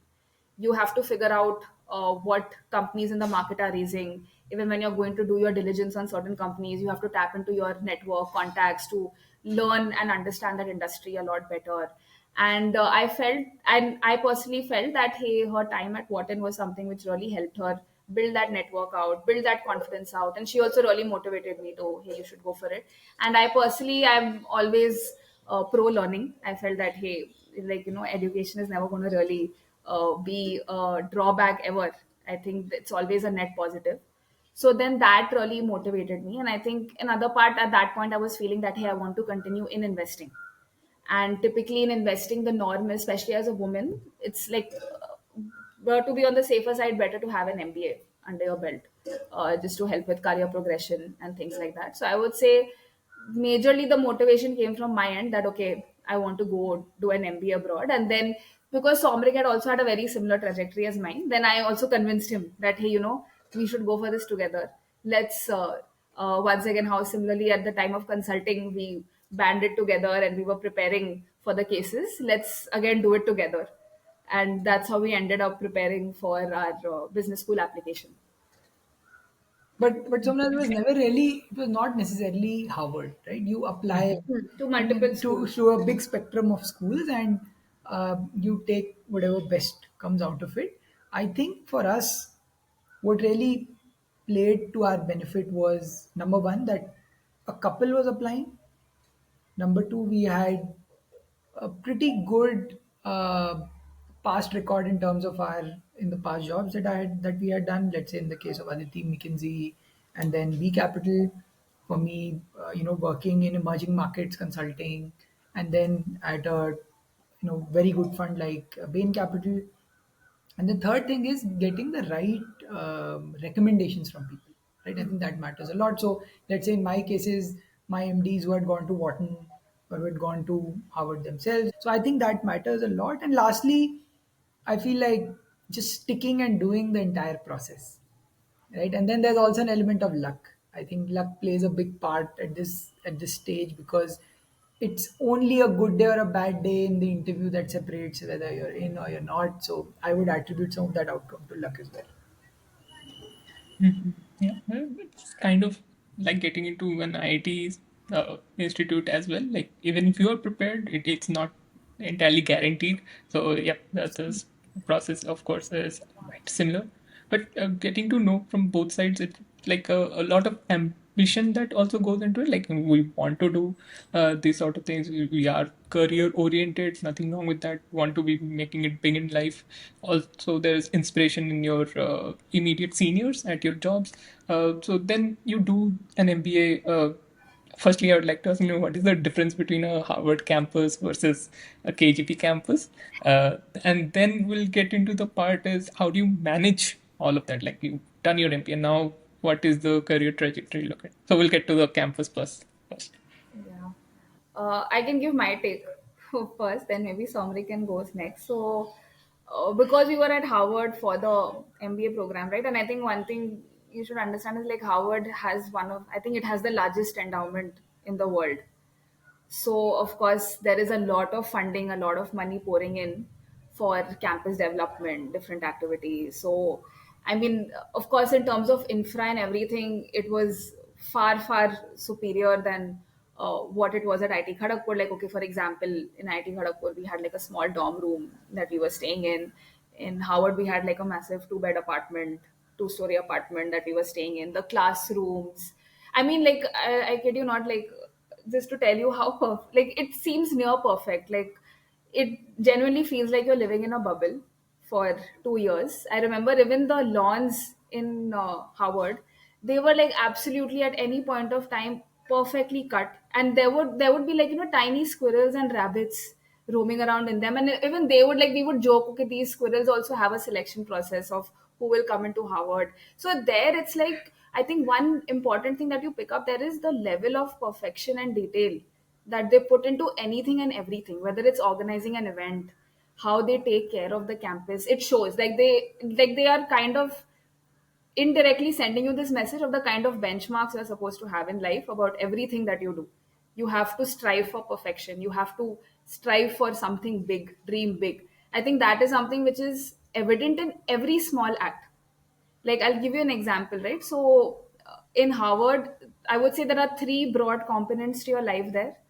One is your academic life, second is your social life, and third is your own personal life, right? And I would relate academic life to Harvard is basically teaching you how you should behave within the boardroom and outside the boardroom in a way. Because as part of academics, it was pretty rigorous at Harvard compared to the other business schools. So for Harvard, for every class, you have to prepare a case and come. And you have to prepare the case and come because there is the professor can call upon anyone in class to talk about it, right? So it's called like a cold call. So you have to be attentive, you have to come prepared, you have to keep listening to what your peers in the class are saying, because you have to engage in conversation throughout the duration of the class. So very similar to how you would behave in a boardroom, right? And at the same time, like even the way you would see professors conduct themselves, like I remember my finance professor, he had been the head of Bain Capital Europe, right? Big short guy. The way he would come to class, like the way he would be dressed, the way he would carry himself, like there are like such small nuances you would keep picking up from your professors, your batchmates, everyone who was on campus, right? And even beyond the academic life, I would say the social life was far more intense at Harvard. In fact, like every day you would have at least 2 to 3 social events on your calendar, and it genuinely gets to a point where this FOMO is a very big common term at Harvard, wherein you're fretting out that, oh my god, if I miss this social event then what will happen and all of it. And it's like a mix of different kind of social events. Some are massive parties, some are small group dinners, in some cases you are hosting people at your home. And I feel these are some things, especially Indians, I feel we tend to take it for granted, but building your social capital is very important. It's not just about how you behave inside the boardroom, but the kind of social connections, network, relationships you build outside the boardroom is also super important. And in a way, how I would say Howard really trained me in, okay, how do I be a good host, or how do I engage with people from different backgrounds, different countries. And that's something which you don't realize. You think you're just having fun, but that learning is happening even when you are in different parties, different trips, and all of it. And yeah, I would say those were the major components. I would say first year we didn't really get time to think about our personal life. In fact, because in Harvard was the first time that Saumaric and I were living together. We had never really lived together before that. HBS was the first time we did. But initially we would barely get time just for each other, because there was always so much happening. But I think towards your second year, like just how every business executive has to figure out how to balance your professional life with your social life and your personal life, you figure that out. So I think, yeah, that's how that trajectory played out. So the way So I in your would, team, yeah. yeah, the way I would explain Howard is, and I'm explaining this in the context of, how one would look at an IIT, right? I think for the benefit of just making comparables, I would say the first thing is just the infra, right? It's located in Boston, which is, in my opinion, one of the best cities in the US. It's not mad like New York, and it's not vacant like most of the US. And it's a beautiful city. Beautiful city. Winters are a bit painful, but the city is beautiful. Second thing is, the campus itself is the beneficiary of a fund that is upwards of $50 billion. Like, it's a massive amount of money. So everything that the campus does in terms of making infra available is of the highest quality. So impeccable perfection is the word that you would use to define. Like if you were to look at a lawn or a door, or even the way after a class the cleaner would come and clean the blackboard, there is zero error in the way the operations of the place operate. And this is the physical space that you occupy. Now, about the students, the in one regard that it's very different from an IIT is that no matter what people say about IIT, it is still a very small sliver of the population of India, right? These are more often than not people from middle income backgrounds who come from families that value education a lot, are really hardworking, and had the financial resources to send their kids to coaching. Now, once you apply so many filters, you are left with still hundreds of millions of people, but they are still the same. They can be in Odisha or West Bengal or Uttarakhand or Kerala, but they're still the same in the ethos. Harvard is very different. So, our class had around 990 students. They are from, I don't know, 100 countries maybe. My own section had people from 45 countries, and each one of them comes from very, very different backgrounds. The only thing that is common to them is the assessment that the admissions committee had, that they represented some form of excellence and made it worthy for Howard to select them to get to the class. Now, if I were to explain the difference in spectrum, I would put it this way: that you have people who are in your class who spend their early childhood in uh, they were homeless and they were in shelters, to people who are refugees of war, to people who have against all odds finished their education, to people who are even billionaires, and everybody occupies that same space. I think what that does is it truly puts your own journey into context. In HBS, attendance is mandatory, and there is a note taker that takes down notes on everything that has been said in class. And none of the classes are lectures, so it's not like the professor is going to come and write something on the board. The class starts with a question, and the question can be to anyone. And because you don't know, because it can be to anyone, you have to come prepared. And by preparation, I mean you have to read a 20-page case, do the math, answer the questions, build a point of view, and communicate all of that in less than 90 seconds. So it's almost like you don't know if you will be called, so you end up preparing. And because everybody is preparing, you end up preparing, and then it just sort of sets in this motion, a wheel where you need to go to class prepared. And I think again in this regard, it's very different from an IIT where 70% attendance में काम चल सकता है, or maybe even उससे कम में चल सकता है. That doesn't apply there. If you miss classes for 3 days, you will get an email from the professor saying, Saumaric, I haven't seen you in class. Is everything okay? Right? You can't just get up from the class and go to the loo. Yeah.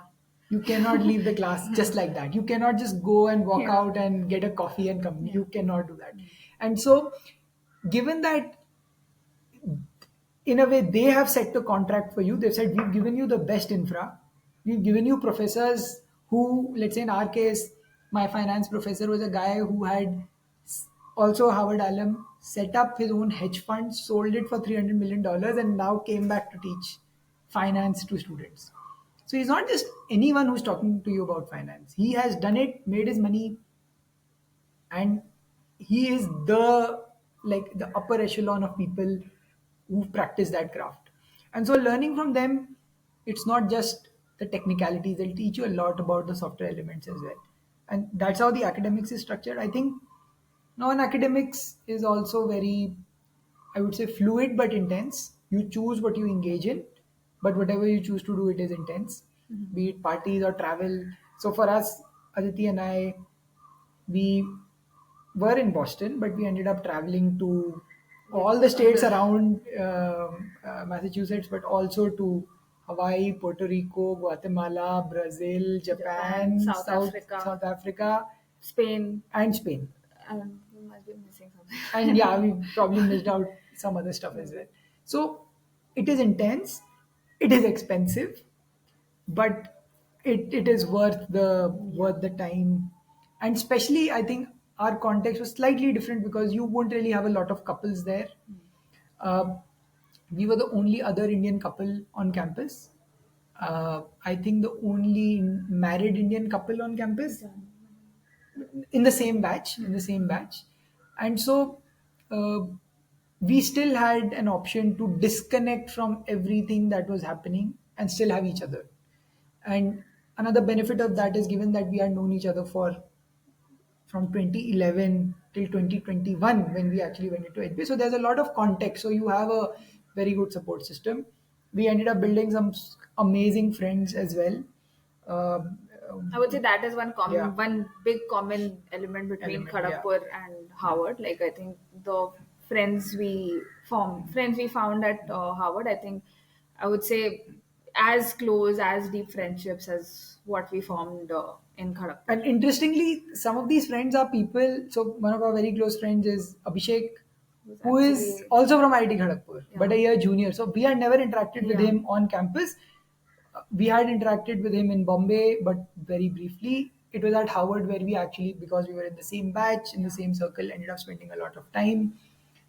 Then let's say for Aditi, Shashanka, who she had worked with at McKinsey, but then ended up becoming very good friends on campus, or people like Shivam or Abhinav, Neer, and so on. Like a lot of people that come from very different backgrounds, but once you're there, given the context that you have, given let's say Indians or even people from other countries, you end up building very, very good friendships as well. I think this was something which was new for me also, right? Because Harvard was one place where I really got to form friendships with a lot of folks from other countries. And Yeah. you realize, okay, you're very different, but you do have some value systems which are common.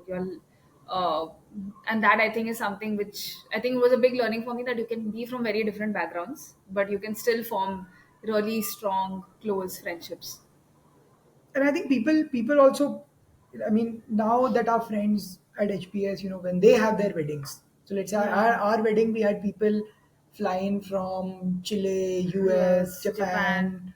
Japan, and a bunch of other countries. Yeah. People braved all odds of Yeah. getting COVID and still flew to Yeah. Dehradun, where our wedding was.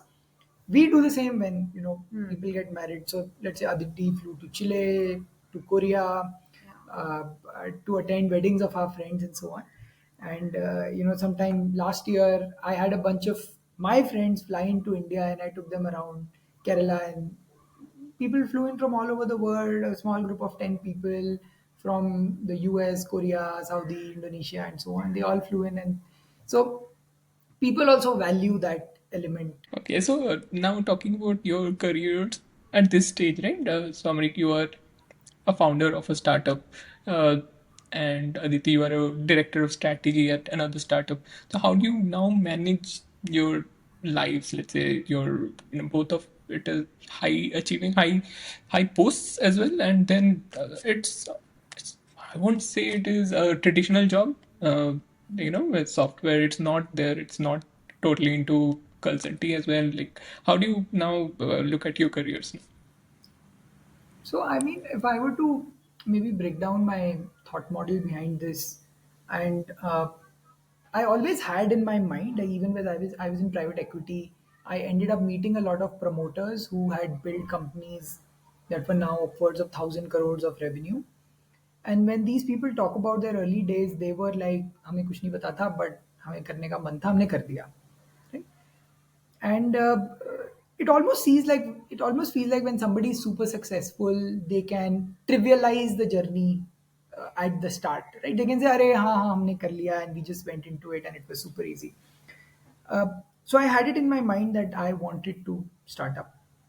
Now I think the time at Harvard was super fruitful because I got time to think the whys and the hows and the intrinsic motivation behind doing it.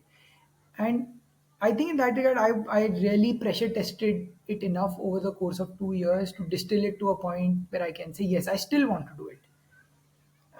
I would say one of the courses that I took I think a couple of courses that I took at Harvard were really influential in me furthering my mental model on these. The first one was obviously launching technology ventures with Professor Reza Sachu. And uh, I might not remember the individual cases that we did, but one of the things that he said very often and very early on is magic happens when you commit. So you have to commit. There are a lot of people who are smart, hardworking, motivated, but would not commit. He's like, you can be none of the above.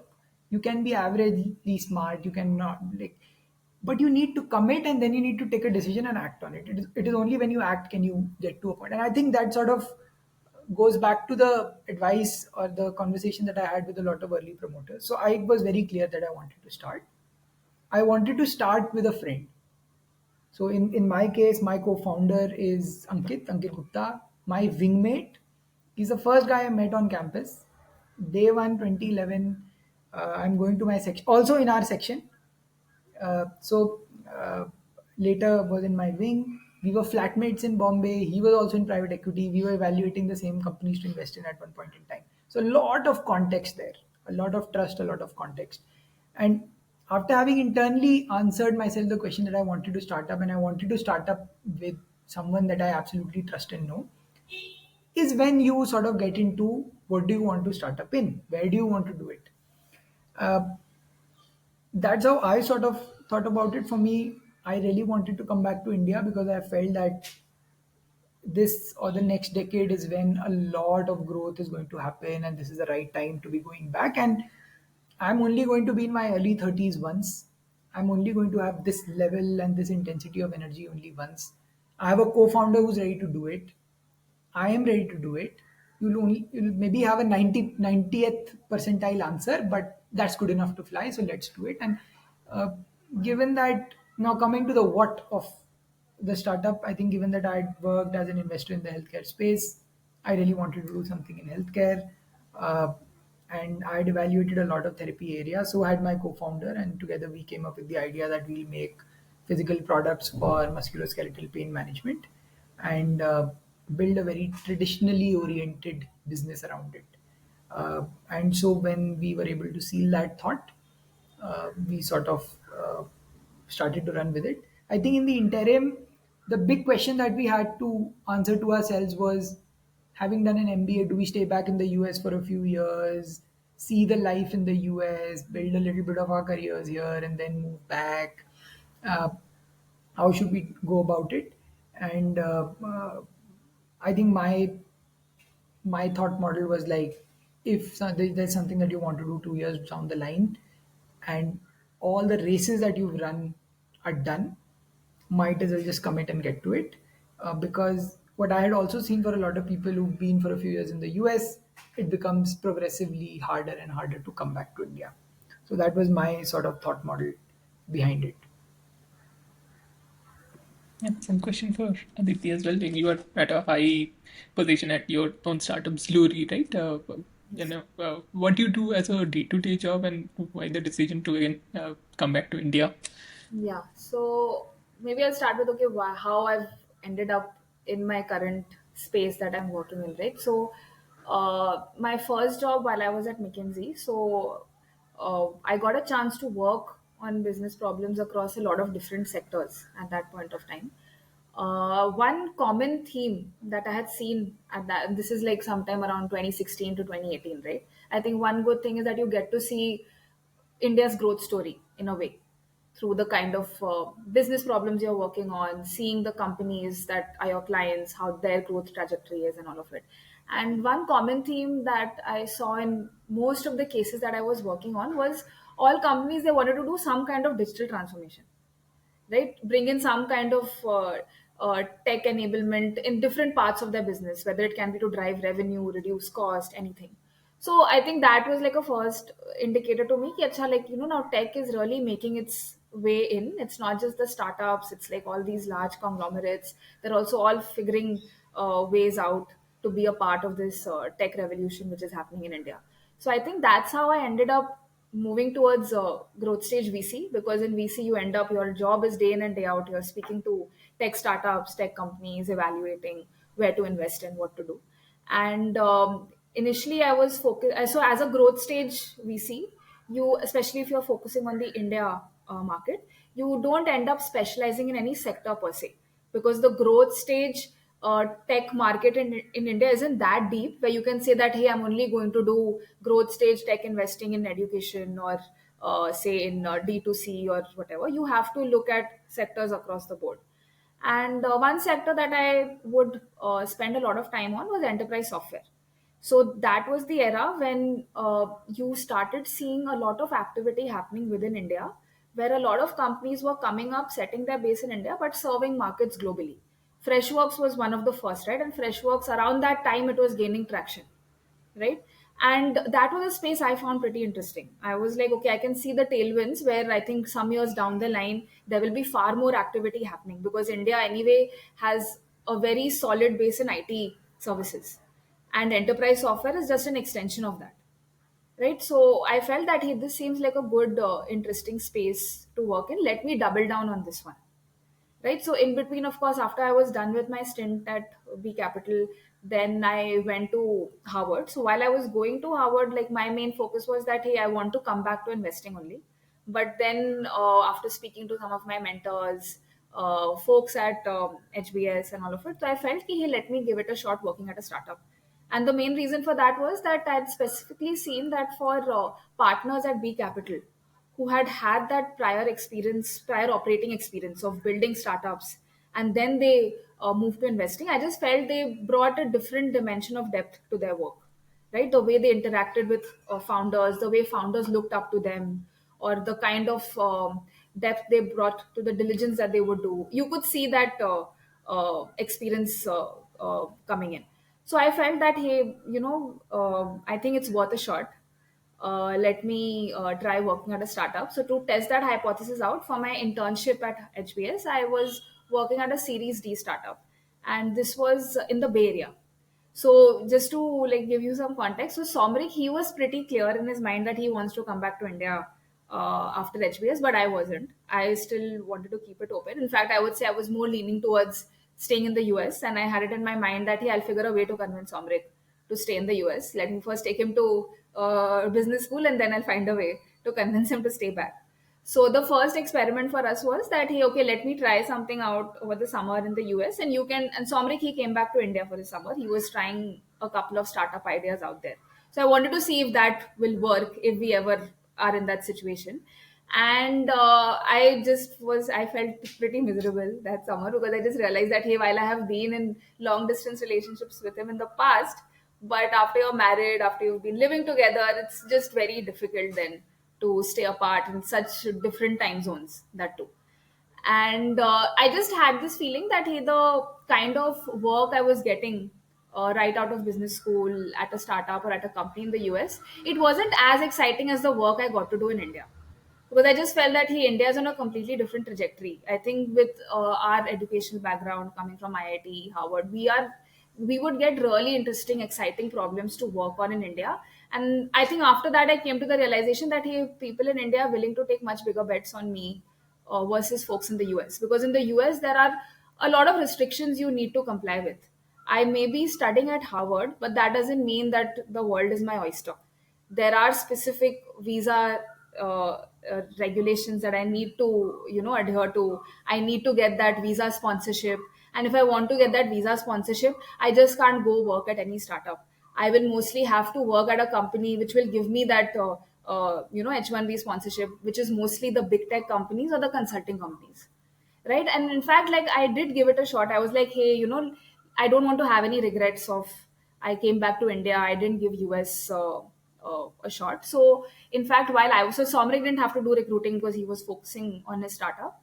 I was doing the recruiting process, and because I was very clear that, hey, I want to work at a startup only in the US, I didn't want to work at big tech or in consulting, because for me the main thing was, hey, I'm at that stage in my life where I can take these risks. I don't have like a big family or anything. It's just me and Somrik at this point of time.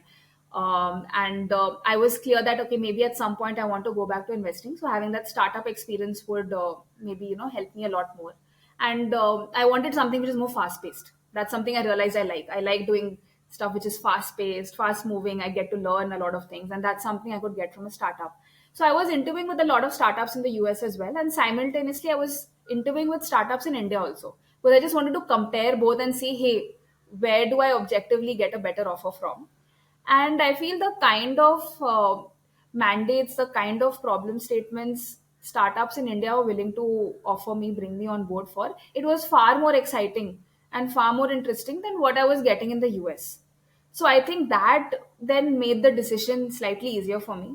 Then I was like, okay, and the thing was, I had made this decision that I don't want to live away from Somrik. I just felt it's not worth it, right? Because at any point of time in your life, you need to understand you have to make trade offs.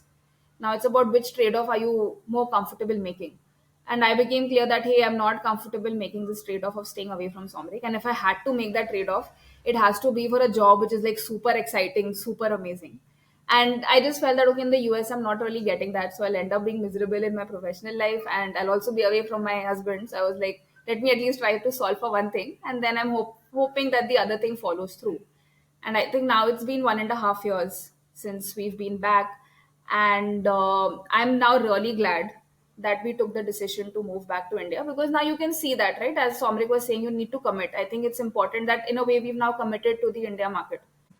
If you had to make a prediction, let's say at this stage, let's say we are in 2025, early 2025, and what are the sectors that an upcoming, uh, maybe, a business school aspirant, or maybe, oh, not a thumbs down, sorry, but yeah, somebody who's looking to make it big in a certain sector, what are some sectors that you think would be growing rapidly in the next 2-3 years?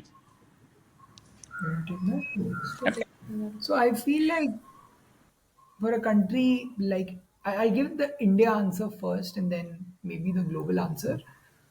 Uh, I think the India answer is that, where we are in terms of GDP per capita and the growth rate that we have, plus or minus few percentage here and there, nobody knows. But what's going to really pick up is consumption. But consumption comes in two flavors, right? You are either making in India, consuming in India, or you're making somewhere outside, let's say in China, and then consuming in India.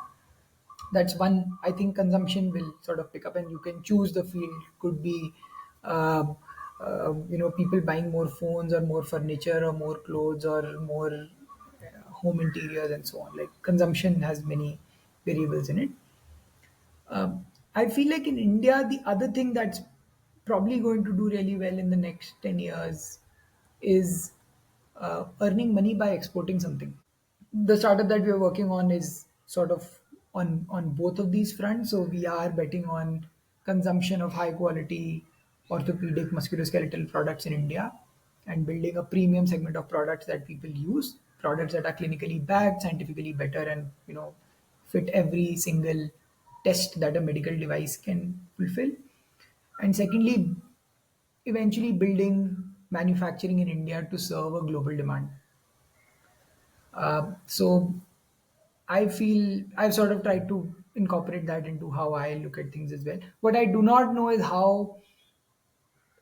I know it will, but I do not know to what extent will AI sort of impact this underwritten thesis and in what way. It could be something that unlocks massive productivity, or it could be something that ends up killing industries as a whole. So yeah, moving on to the next section, which is rapid fire, which will be a little more fun. Quick questions, quick answers. So right, so we'll go Saumaric Aditi and Aditi Saumaric. Okay, one question, second question. Okay, It will be the same okay, question for him, same me. question. Okay. He'll answer first, then you second. Second question, you answer first. Okay, okay. Okay, Got it, got it. okay. So yeah, favorite subject before IIT. Physics.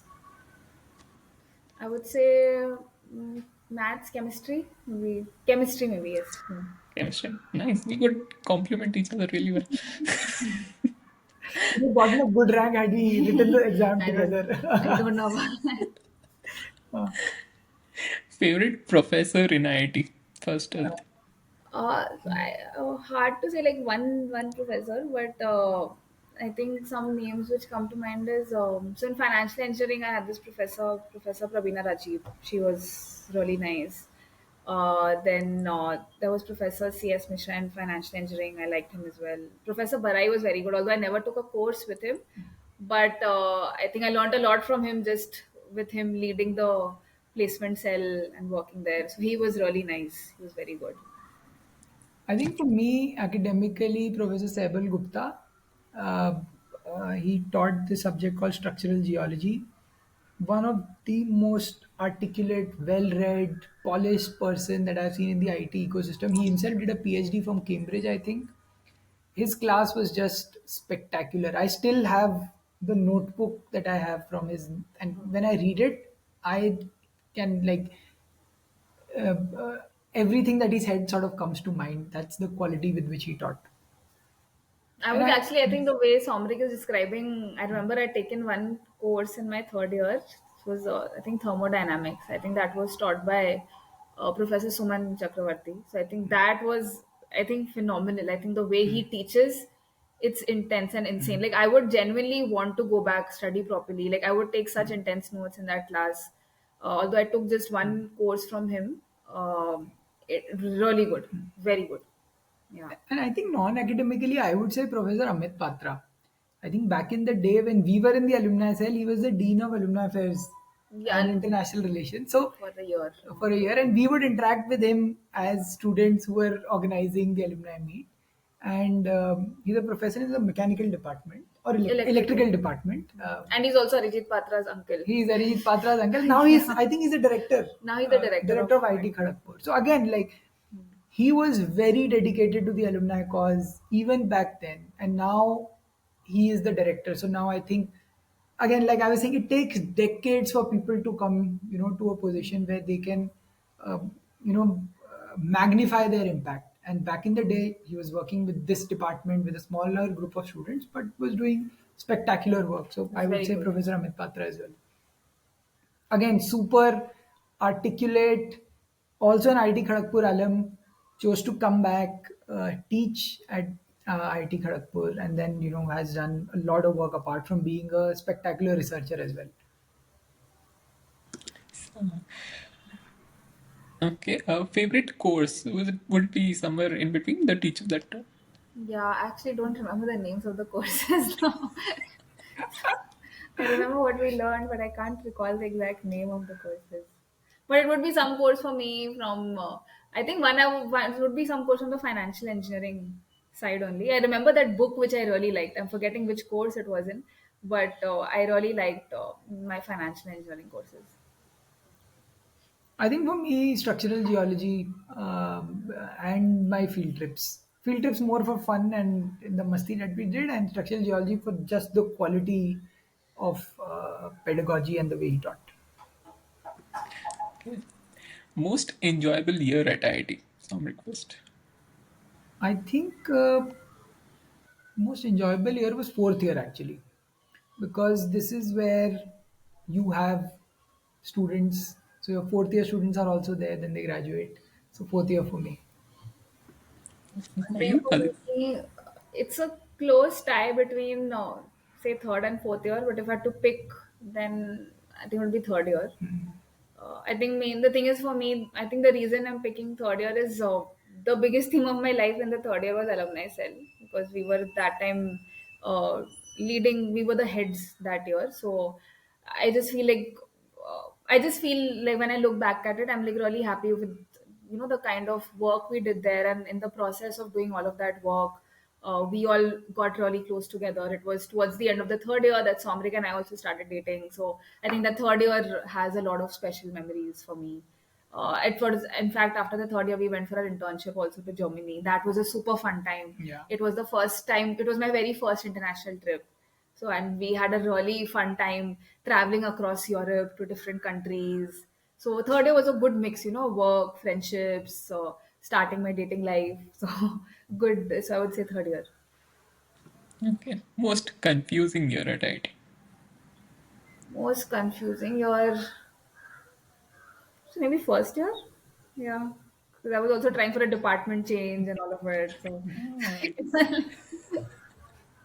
I think same for me. First year, I was in the first year's hall, so absolutely had no context, and nobody around me had context, and there was not a lot of advice available in the first year. But yeah, I think first year was the most confusing year. Yes. Okay. Last question would be favorite lingo. I think Favorite for lingo. me it would be load mat lo, load ke le raho. I think for me it would be that. I think for me would be I think two words actually. One is bhat, which is just like chilling, which I what we did with the wing, and the second is the name of our wing actually. We had named our wing to be called Chimney House. I will not go into the reason why it was called a chimney house, but it was Okay. called a chimney house and bhat. Obviously, what we did. Okay. Might be related to the agricultural department. Yeah, yeah, Chimney. a lot of produce. Yes. Okay, great.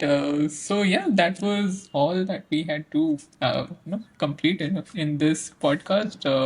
It was great connecting with both Somrik and Aditi. I'm talking to for the first time. Just figuring out the logistics of creating this podcast. We've been going. Trying to see a physical location as well. Both of them are in Bangalore. I am also in Bangalore, but I do not have the equipment right now or the confidence to hold it in person. But we'll get there sometime, maybe soon. 100%. I'm So sure it's very soon you will get there.